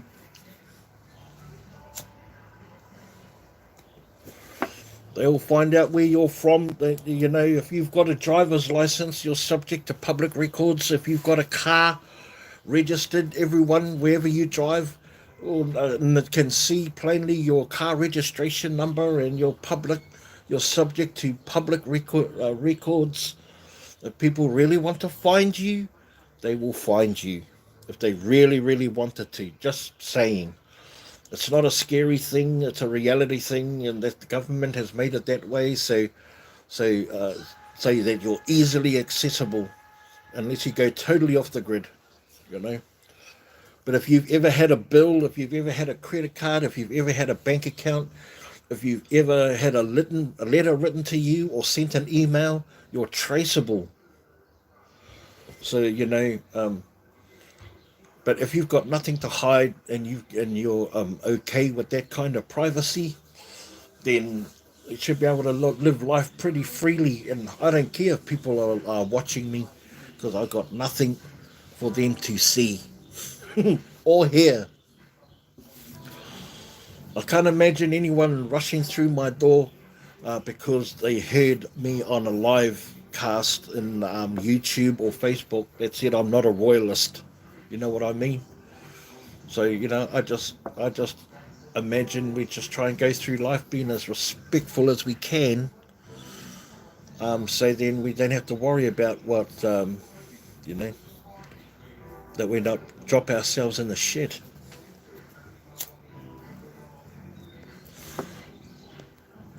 That was quite a long rant. Sorry about that, dumpster witch.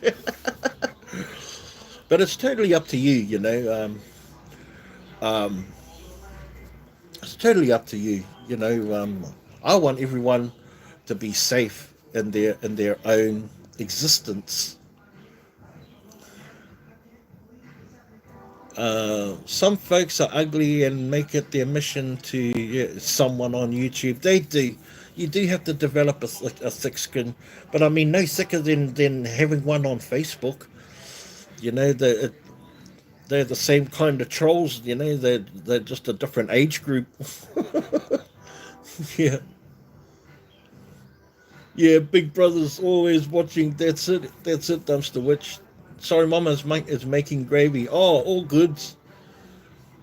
I mean, being shamed at the dumpster. Yeah, yeah, that's what I mean too, Heather. That's what I mean too. But if we start caring about what other people thought about us, whether being in the dumpster or not wearing the right clothes, or not, having a funny hairstyle, or being quiet and silenced and not being, outgoing or extroverted, then who cares what they think? Who cares? They're not the ones that come and visit us and attach to our family, or come over for a cup of tea or lunch. They're not those people. If it was those people trying to shame us, well then okay, it might affect me in some way, but I would make it really small, because at the end of the day, if my intention is good and dumpster diving and they don't see it, then the shame is really on them. You know what I mean? Does that make sense?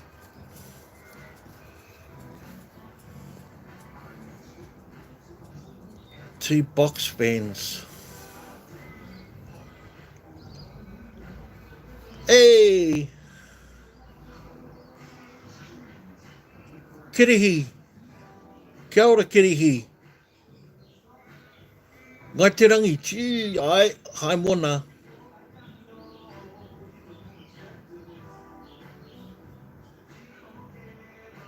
Sorry, I, like the writing is just so small on here. Oh, look at that. Hooray! Oh, so Dumpster Witch, the deal with shorts is eventually YouTube is going to make shorts content creators part of the partnership program, which means that they're going to start adding advertising to the shorts, and not like stop the video and watch an advert.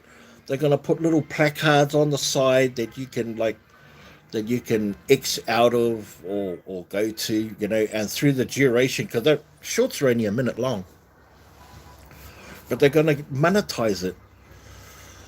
So I'm encouraging people that if you're doing videos and creating content already, to consider doing a YouTube channel and posting shorts, because and getting in there early or hit the ground running when it starts. And they're thinking of kicking that off around about January.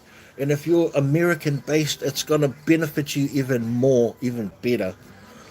So, for any existing content that you might have, just break it down into interesting, engaging 1 minute segments. Create a channel, and you already have Dumpster Witch, and post up short videos. And you may not get many views, you may not get many subscribers from it, but eventually, come January, you'll have a good start, because when people start realizing that's what's going to happen, they're going to flood YouTube. Creators are going to flood YouTube. They're going to leave TikTok. They're going to leave Facebook and come to YouTube and utilize the monetization of your creativity. So I'm encouraging all of my creator friends on all platforms to get in there now. And that's the deal. So is there going to be a criterion that you need to be able to qualify for the partnership program? Most probably, but I don't know what that is. It could be the same as the long videos, which is 1,000 subscribers, 4,000 watch time hours. Yeah. So if you're already creating content, I implore you to. If you're already creating content, I implore you to consider doing shorts.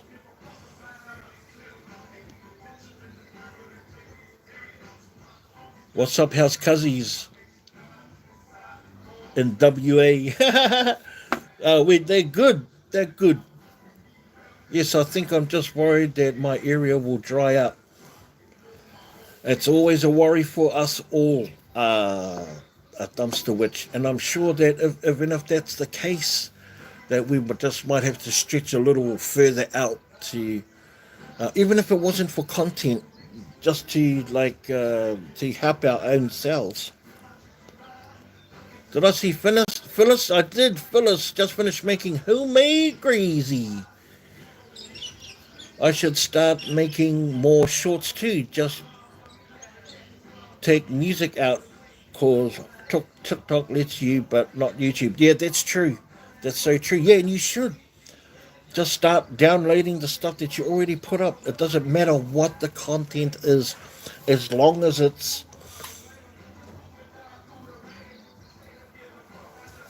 as long as there's some kind of topic behind it. As long as it suits a genre. You have years of footage. Well, there you go. You've got an extensive library that you can tap into without even having to create the content. It's already created. Some days shorts are all I watch. I have zero attention span lately. Me too, Mac. Me too, Mac. You know what I love about shorts, and what people love about shorts as opposed to longer videos, is that you can quickly get to the stuff that interests you. And that's what the algorithms will do. They'll look at the things that you watch longer, and then they'll start pushing that stuff in front of you because obviously they're in the business of you watching stuff longer. Your attention is the true real estate for social media. Going to finish your fall in Paris theme scrapbook soon. Can't wait to see it, Phyllis.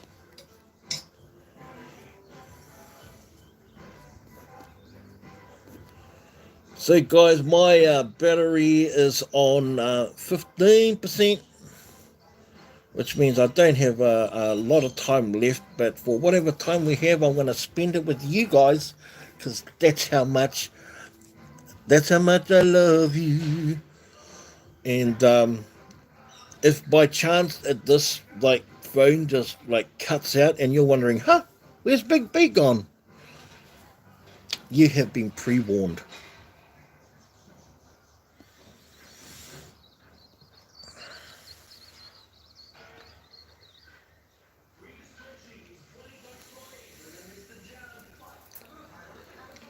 Yeah, Cuzzies is good in WA at the moment.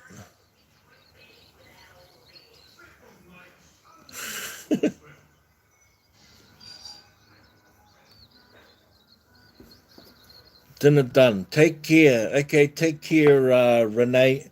Everyone, Renee's leaving now. She's going to go and go and have some dinner. Nice being with you too. Chatting with you too. Oh, I'm not going anywhere, but yeah, chatting with you too. Happy Mac. Since it's October, do you have any spooky stories to tell, Big B? Ooh, well, it was a sultry night, yet misty and mysterious. Uh, a lonely country road with only a scarecrow for company. Nah, see you soon, Canadian girl. We're coming around for dinner. I don't really have scary stories. They start off scary and they end up funny because I'm not really one for watching horror movies. Yeah. I have some true stories that might be, when they're mythical, true stories. But like here, when we were kids one time, we were hiking over, these small mountains, and our aim was to go hunting for wild pork in this like reservoir that was created by an ancient volcano like thousands of years ago, and it had a small lake down at the bottom of this reservoir, and the pork, or the pigs used to go and drink water there. So we would walk over this ridge to reach it, and on the other side of the ridge was the open ocean, was the Pacific Ocean, and this particular had a taboo attached to it because, like 50 or 60 years before that, they sold part of it to a land developer who didn't build on it at all. All they did was they cut part of the mountain out, or part of the hill out, and used it to create a causeway that reached to an other side of the peninsula, to the main city. And so the local Maori people thought that they were, that it was that it that it made a tapu, or taboo, and that they were cursed. And then all of a sudden, family members were mysteriously starting to die off from a strange, unknown disease that modern science, or the doctors couldn't figure out what was wrong with them. And what was happening was their insides, they were like dying from the inside out, and their intestines were like getting all knotted up, and so they were dying internally. So for 50 or 60 years, this family always believed that they were tapu, because the mountain, or the you know the hill, the ridge, had a real historic significance to their forefathers. They used to carry their war canoe from the ocean side over this ridge and place it into this reservoir, this crater, and let it sit there. And then whenever they needed to go seafaring, they would walk it over and then carry it to the to that back to the ocean and back again. So when they cut the mountain away, they started not only like dying off, but they started having sightings of or hearing the echoes of the warriors that were paddling this war canoe into the ocean. And some days it would be a beautiful clear night, and then the ocean would mist over, and then they would hear this chanting of these warriors rowing this canoe and bringing it up the side of the mountain, and just really eerie. So when we went hunting this particular time, we heard something like that, and it really scared the bejesus out of us, me and my cousin, because we'd heard about the stories and the myths, and we were my cousin was related to that family on his mother's side. So we were allowed to like travel up and down, or he was, and I was with him. But even though, and he said he swear he saw something, in the mist, with the, it looked like it was the head of the canoe breaking through the mist and coming to the shore, and then we could hear a group of people running through the bush. This was like dead of night. This was like dead of night. We could hear people like running through the bush.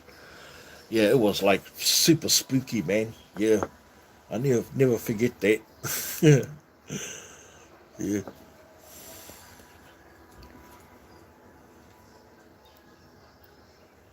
Oh, until the next live chat. Yeah, cool. B, tell us what's the worst thing you found in the dumpster that could be scary or disgusting. Oh, dingoes. No, I think the thing that scared me the most in the dumpster was actually finding someone in the dumpster that was either dumpster diving or dumpster diving. And the one that's given me closest heart attack was finding a mannequin that was dressed, and the way that they had contorted like the arms and the legs just made it look like it was just so like distorted. And so when I opened up the lid and I saw that, my heart just, holy sh! You could imagine my colourful language just like blasting out at this thing. And because there was no movement, there was no activity, I would like get a stick, and at the time it was a stick, and poke at it, and then to my relief, it was like nothing. But I mean, at the time, it was nothing. But at the time, I thought, whoa. But yeah, I've gone into dumpsters and people have like been already searching in there and had no torch. Like, I don't know if you remember watching Ray Everyday Diver, coming across a dumpster diver in there, and he had no light or anything. So when he shone his light in there, man, this guy just spun around, and oh boy. I go, oh man, how do you even find anything in here? And he goes, oh, I just feel my way through it. I was going, wow, you must be good at reading Braille, brother. But yeah, I've never found any dead animals or anything like that, or crying babies or human shit. I've never found anything like that. Disgusting. Yeah. Thank goodness. Yeah, straight up, they just go, that was funny. I'll see you soon until the next live chat. Oh, yeah, okay, got you.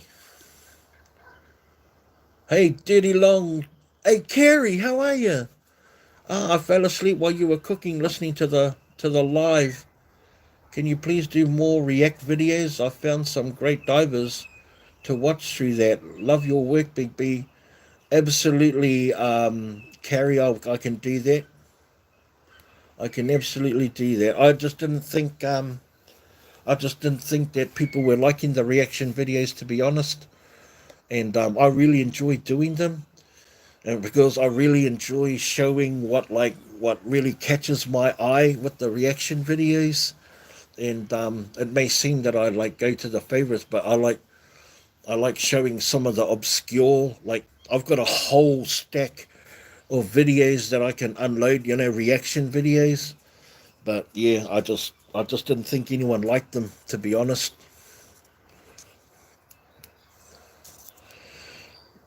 Heather, you got some picking with the stickers making me laugh loud enough. Yeah, I poked it with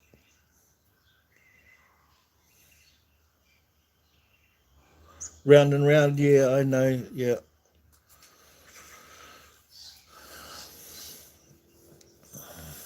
I am back. I thought, well, I'm going to give it a moment to charge up, and then we can stay live. We can stay live, and then um, I'm going to go and clean up my mess. And if you want to come with me, NICS. Well, you know what? You know what? I think I just might go because you got things you need to do. I got things I got to do. Life carries on, ladies and gentlemen. Despite us loving each other's company, despite loving each other's company, I've got uh, I've got dishes to do. I've got chores to complete, and yeah, and I would be easily distracted. There he is. Here I am. Here I am, baby. Come and take me.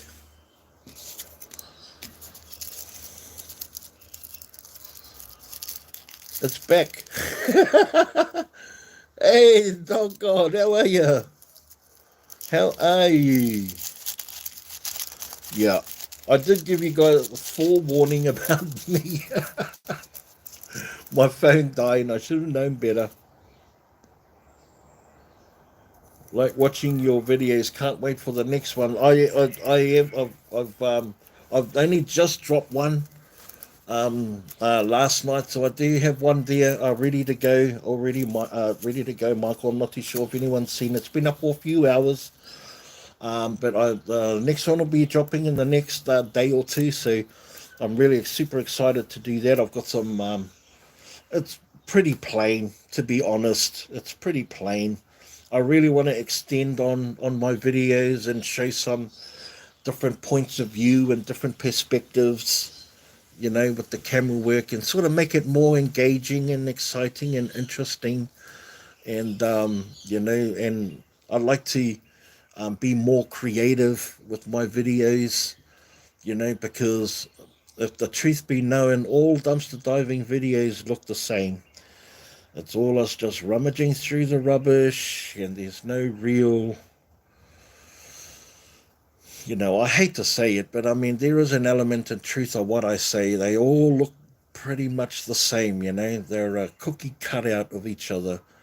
We're all wearing GoPros or whatever, our cameras on our heads. That's why I really enjoy Breathkist's videos, because she focuses a lot on her being the main point of the video, because she is engaging with her audience, which I should take a note from that. Which is why I've started turning the video camera around more towards looking at me.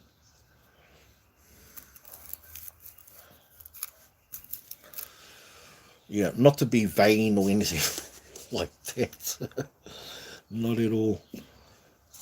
I'm going to have one more of these bad boys, and then I'm going to go in and start cleaning, because isn't that just fun to do, right, guys?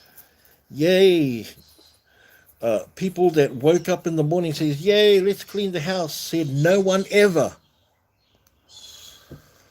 I found you initially on Facebook. It was suggested, and I liked the page right away. Thank you, Dog God. Yes, I know. I do remember. I do remember. If there's one thing I have, I can uh, say with any true testimony is that I have a pretty good memory when it comes to things like that, because I am a sentimental old fool.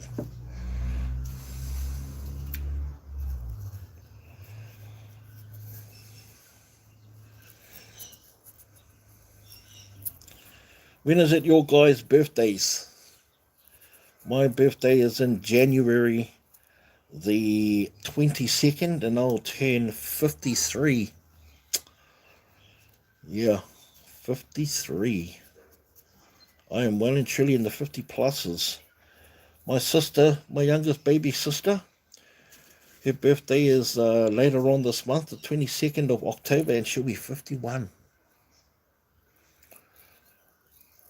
Who would have thought that we would grow up to this age and say to each other, happy 50th, my sister, my brother? Plus, I have been getting homesick lately.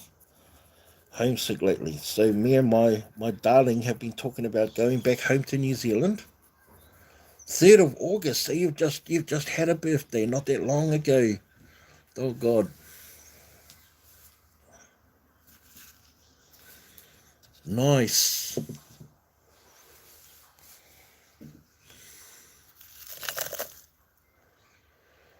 Mine is in March. You'll be 62, Michael. Oh my gosh.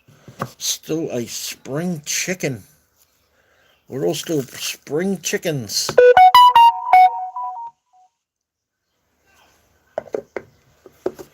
Yep, we're still young. Young. And the older I get, the younger old age gets, you know. Well, the older I get, all of a sudden 60's is not old, you know. The older I get, 70's not old. It's older, but it ain't old, man. At least not in my books. I mean, we're probably not as agile or nubile or, frisky as maybe we'd like to be. But in our minds, we're ready for the next marathon.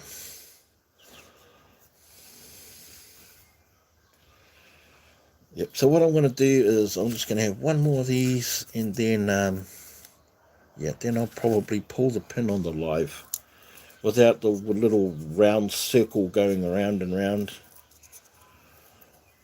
Right round like a record player, right round, right round. So, Michael, what sort of music do you enjoy listening to? Or Dog God, what sort of music you enjoy listening to? My guys.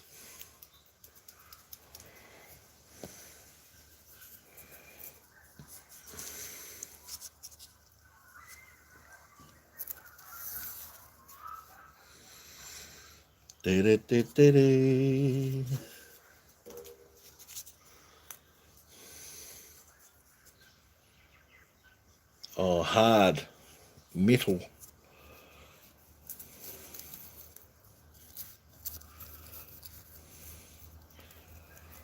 I just watched this documentary on Netflix recently. It was called The Train Wreck, and it was all about the 1999 Woodstock Festival they had in New York State at an abandoned or decommissioned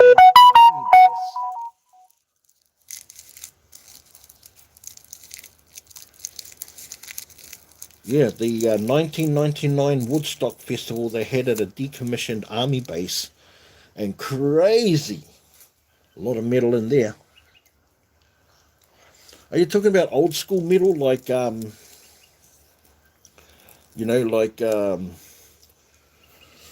Iron Maiden and AC/DC is more like heavy rock. Wouldn't call it heavy metal. Skid Row.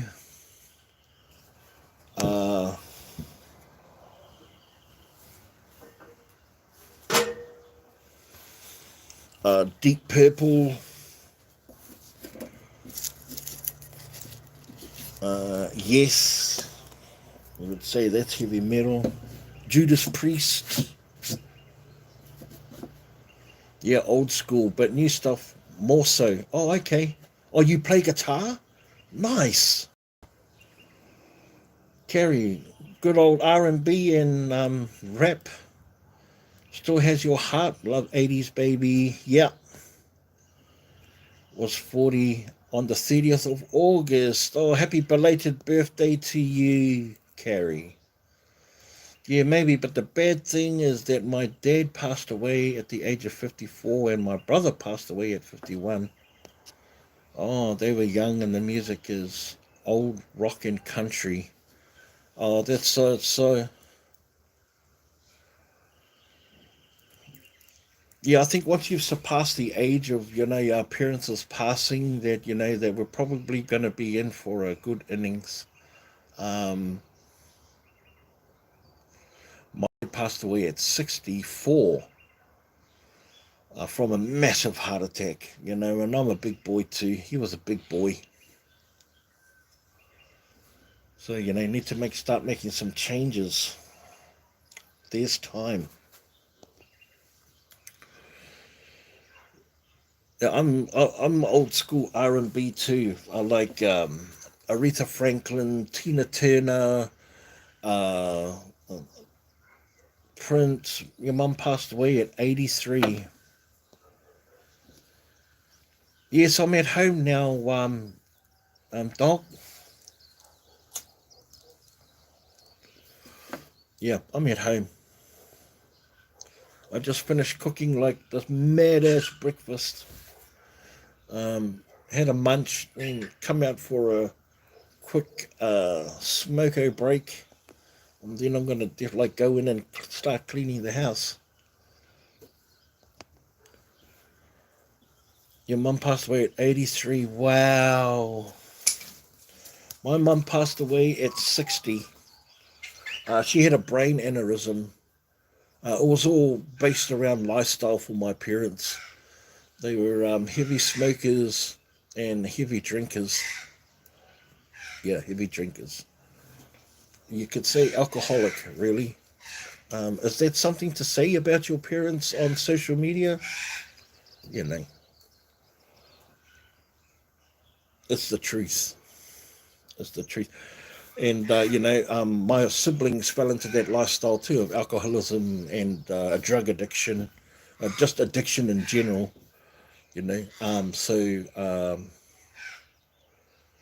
but me, I've been sober for nearly 10 years. I'm going to send you some money on PayPal. I don't want to send on here because YouTube takes so much. God, yeah, they really do. I appreciate that. You don't have to, though, my friend. Just you being here, your presence means so much to me. You have no idea. She's been gone now for 12 years. Wow, which means she would have been like 95 today. And my parents would be 80, 83. My parents would be 83 now. Yeah, that's crazy. Yeah. YouTube takes 45% of all super chats and super stickers. Um, but it's a means. I guess it's a way of, your fans, or the people that follow you, to show their appreciation, and I get that. I'm not about this journey. This journey's not a. I'm not about the money. For this journey. And although some of it helps in life, like I can now afford to register my car, which I use purely for dumpster diving, and get the tires and stuff like that. They just general maintenance. So social media affords me that, and the kind, generous donations. Um, from you guys, from my tribe. Certainly afford me that. My PA is 96 and still. Oh, your pa is still going strong. Wow, Kerry. Yep. What's the smoke? Oh, it's just tobacco. It's just tobacco. I used to smoke a lot of marijuana, but I don't anymore. I just can't handle it. I just can't handle altered consciousness anymore. I have to have I need my faculties around me now. Yeah, not like I was in my 20s and 30s, which was just a blur, you know, which is cool. Now, I'm totally honest about and really open about my past. It's not everyone's cup of tea, and people would be shocked if they knew the stories I had to tell about my misspent youth. Hi, Deborah. Oh, hugs and kisses to you too from Western Australia. Man, you're such a cool and good guy. I just want to help any way I can. Oh, thank you, dog God. No, I appreciate you. Oh, you just saw the smoke and you're wondering what the smoke is? Oh, yeah, it's tobacco. It's my last true vice. Like, like my dad was, he was an alcoholic, but he really enjoyed having a drop, like after work and in the weekends, and he liked to have a gamble, liked to bet on the GG. So I picked up the addiction of gambling as well. Just all the bad vices.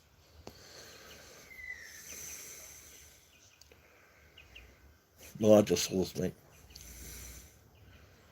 Oh no, thanks right back to you, Deborah. I appreciate you popping in and saying, hey, I just finished cooking a really nice breakfast, which was just a French omelette made with onions, tomatoes, and cheese, and cooked in garlic infused oil on a baguette buns, toasted baguette buns with homemade blue cheese mayonnaise. Now, all that combined, is that yummy? It absolutely was. It was yummy. Also, Dog God, are you down for like Metallica and Sepultura and Slipknot? Are you down for those sort of modern metal, or is that too thrashy? Or are you into the grunge era as well? Like Soundgarden and Nirvana, um, uh, Red Hot Chili Peppers, Primus and Bad Brains. Oh, hey, hi, Amy. Hi, how are you? Hope you're having a fantastic evening wherever you guys are. Guys, I hope you guys have had a good weekend so far, and the beginning of your week has been great. I know I know it's for most of you, it's Monday night over there, and I'm sure it's getting close to 10, 11 o'clock at night for some of you, like that are in the eastern states, Eastern Standard Time. Yeah, I know them all. I do enjoy them. I honestly listen to more death metal than anything. Oh, really? Wow, I'm just trying to think of what about industrial death metal, what's that? Ramstein death metal. I can't even think of any death metal artists. Uh, have you checked out they're called Alien Nation from New Zealand? They or six Kill Switch Engage. 36 Crazy Fists. What was it? That something punch.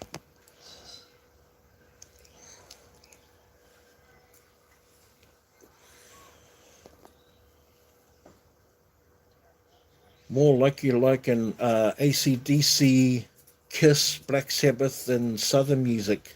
Oh, that's you love the oldies. Yeah, I love the oldies too. I love all ranges of music, all ranges. And the reason is because I'm like the second youngest of like seven of us, and there's like 14, 16 years, like 15, 16, maybe more, difference between me and my older sister.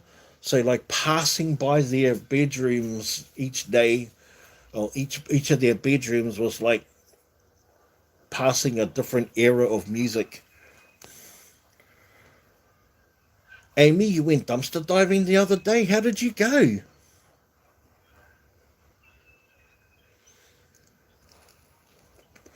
Yeah, please share with us what you got, and where did you go? What store did you go and hit? I see Dollar General and a lot of dumpster divers out there on the making their videos are getting up huge scores from Dollar General. Unfortunate for us, we don't have a dollar the dollar stores here. Here in Australia, we don't have those.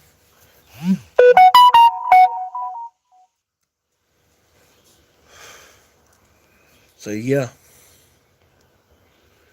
ginger ale pop. Why not? Hands up for those who like ginger ale pop. I'm not. I'm not. I don't hate it.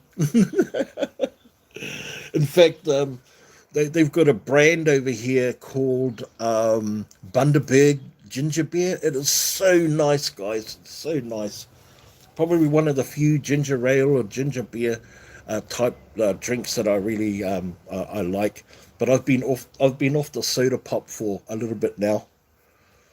Oh, but you didn't grab it? Okay, that's all right. That's all right. This video that I'm getting set up to post in the next day or two. I found like all of these eggs, but I couldn't take them all. First of all, I couldn't reach them all, but if I could, I would take them. Yeah, but there's plenty of times I've found stuff and just haven't been able to take it. Yeah, so I understand.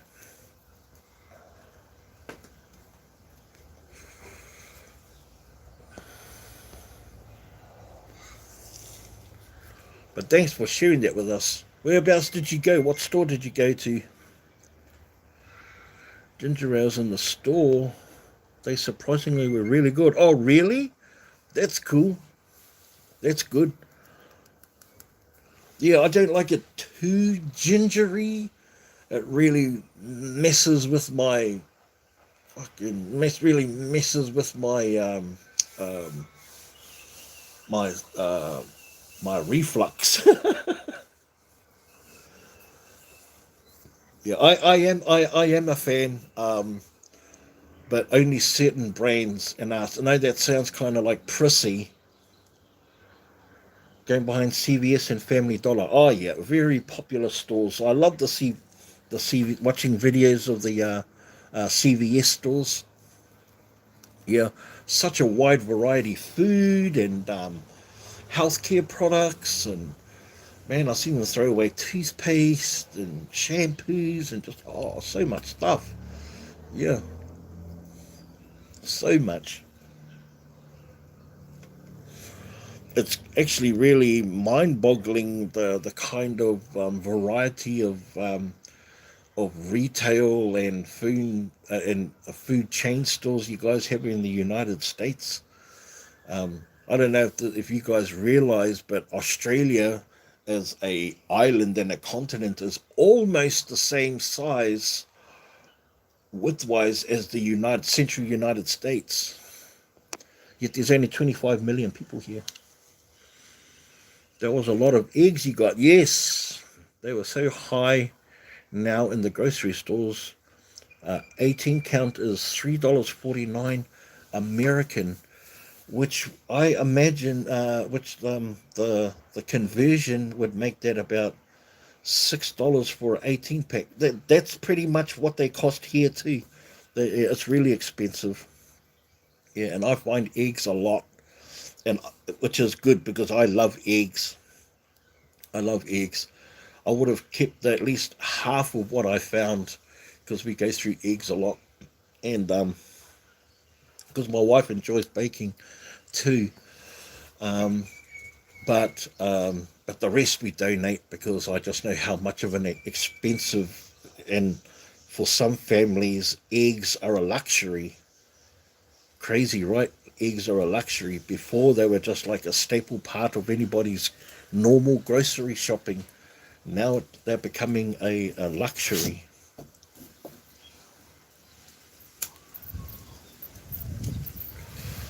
But you can shop around for food stuff like that. Here in New York, eggs 18 pack is 4.48. Wow, Michael,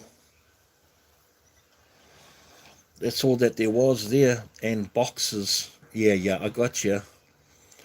I go through 6 dozen eggs a week. With cakes cost me a fortune. Oh, I bet. Ah, that's right, Carrie. I was talking about that. You could be. That's right. I was saying to you that you were my new go-to person for cakes because I really loved your cakes. It's economically crazy over in Australia too. Oh, is it economically crazy over in Australia too? It is. It really is, dog god. But you can earn a really good living here. Like you would have to work all week, right? And you would have nothing at the end of the week,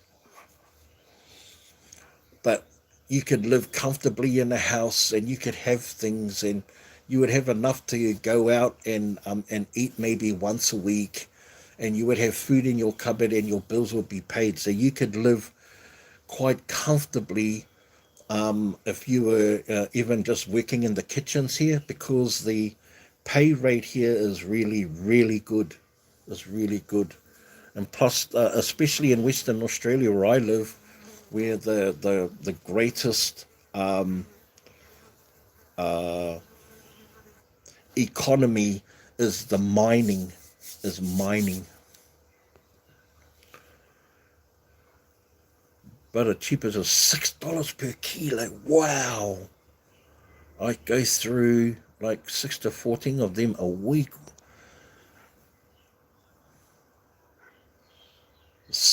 Wow, that's American $6.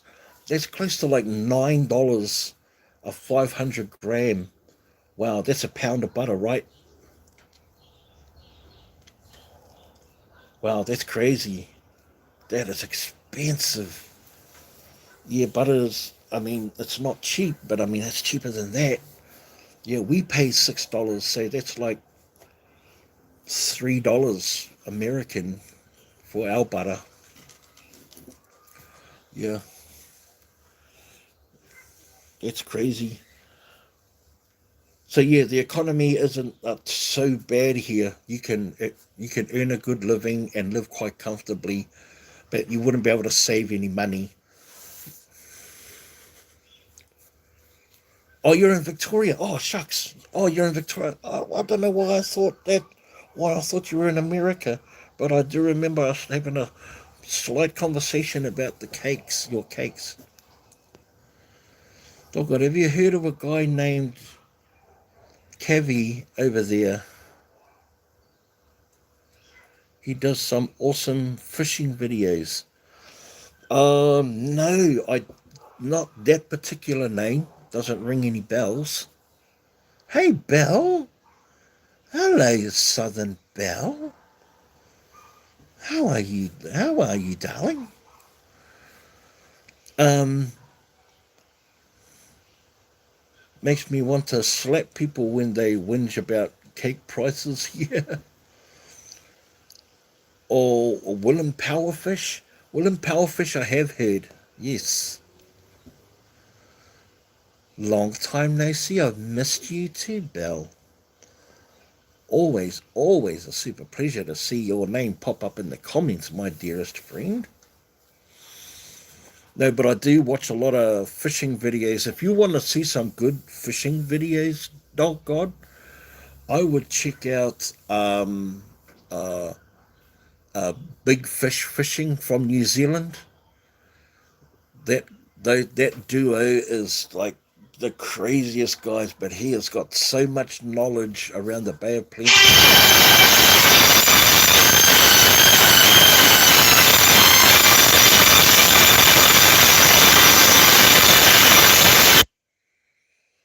Guys, I'm gonna have to like pull the pin. It's just click the thumbs up on number 65. Thank you so much, Belle. My wife is calling me, so I'm definitely gonna have to say I love you guys so much. And oh God, I'll keep an eye out for that PayPal. Whatever you send, I'm super, super grateful to you, and super grateful to you all for hanging in there. And yeah, you have a good day too, my man. I'm going to be more regular lives on Facebook. Going to be more regular lives here on YouTube, and reconnecting with all of my YouTube family and friends. Oh, I love you too, Deborah. I love you guys all. Thank you so much. See you soon, Michael. Absolutely. Belle, sorry I had to just suddenly click off. There's nothing to do with you. My wife is calling me, so I'm gonna like jump off and call her up real quick. I will, Deborah. I'll keep those videos coming. In fact, keep an eye out in the next day or two. I will be dropping a new video, and I'm super excited to share with you like the food that I found that I cooked today. So yeah, love and appreciation. God bless, and always remember that the things that we take for granted, people out there are praying for. Love you guys.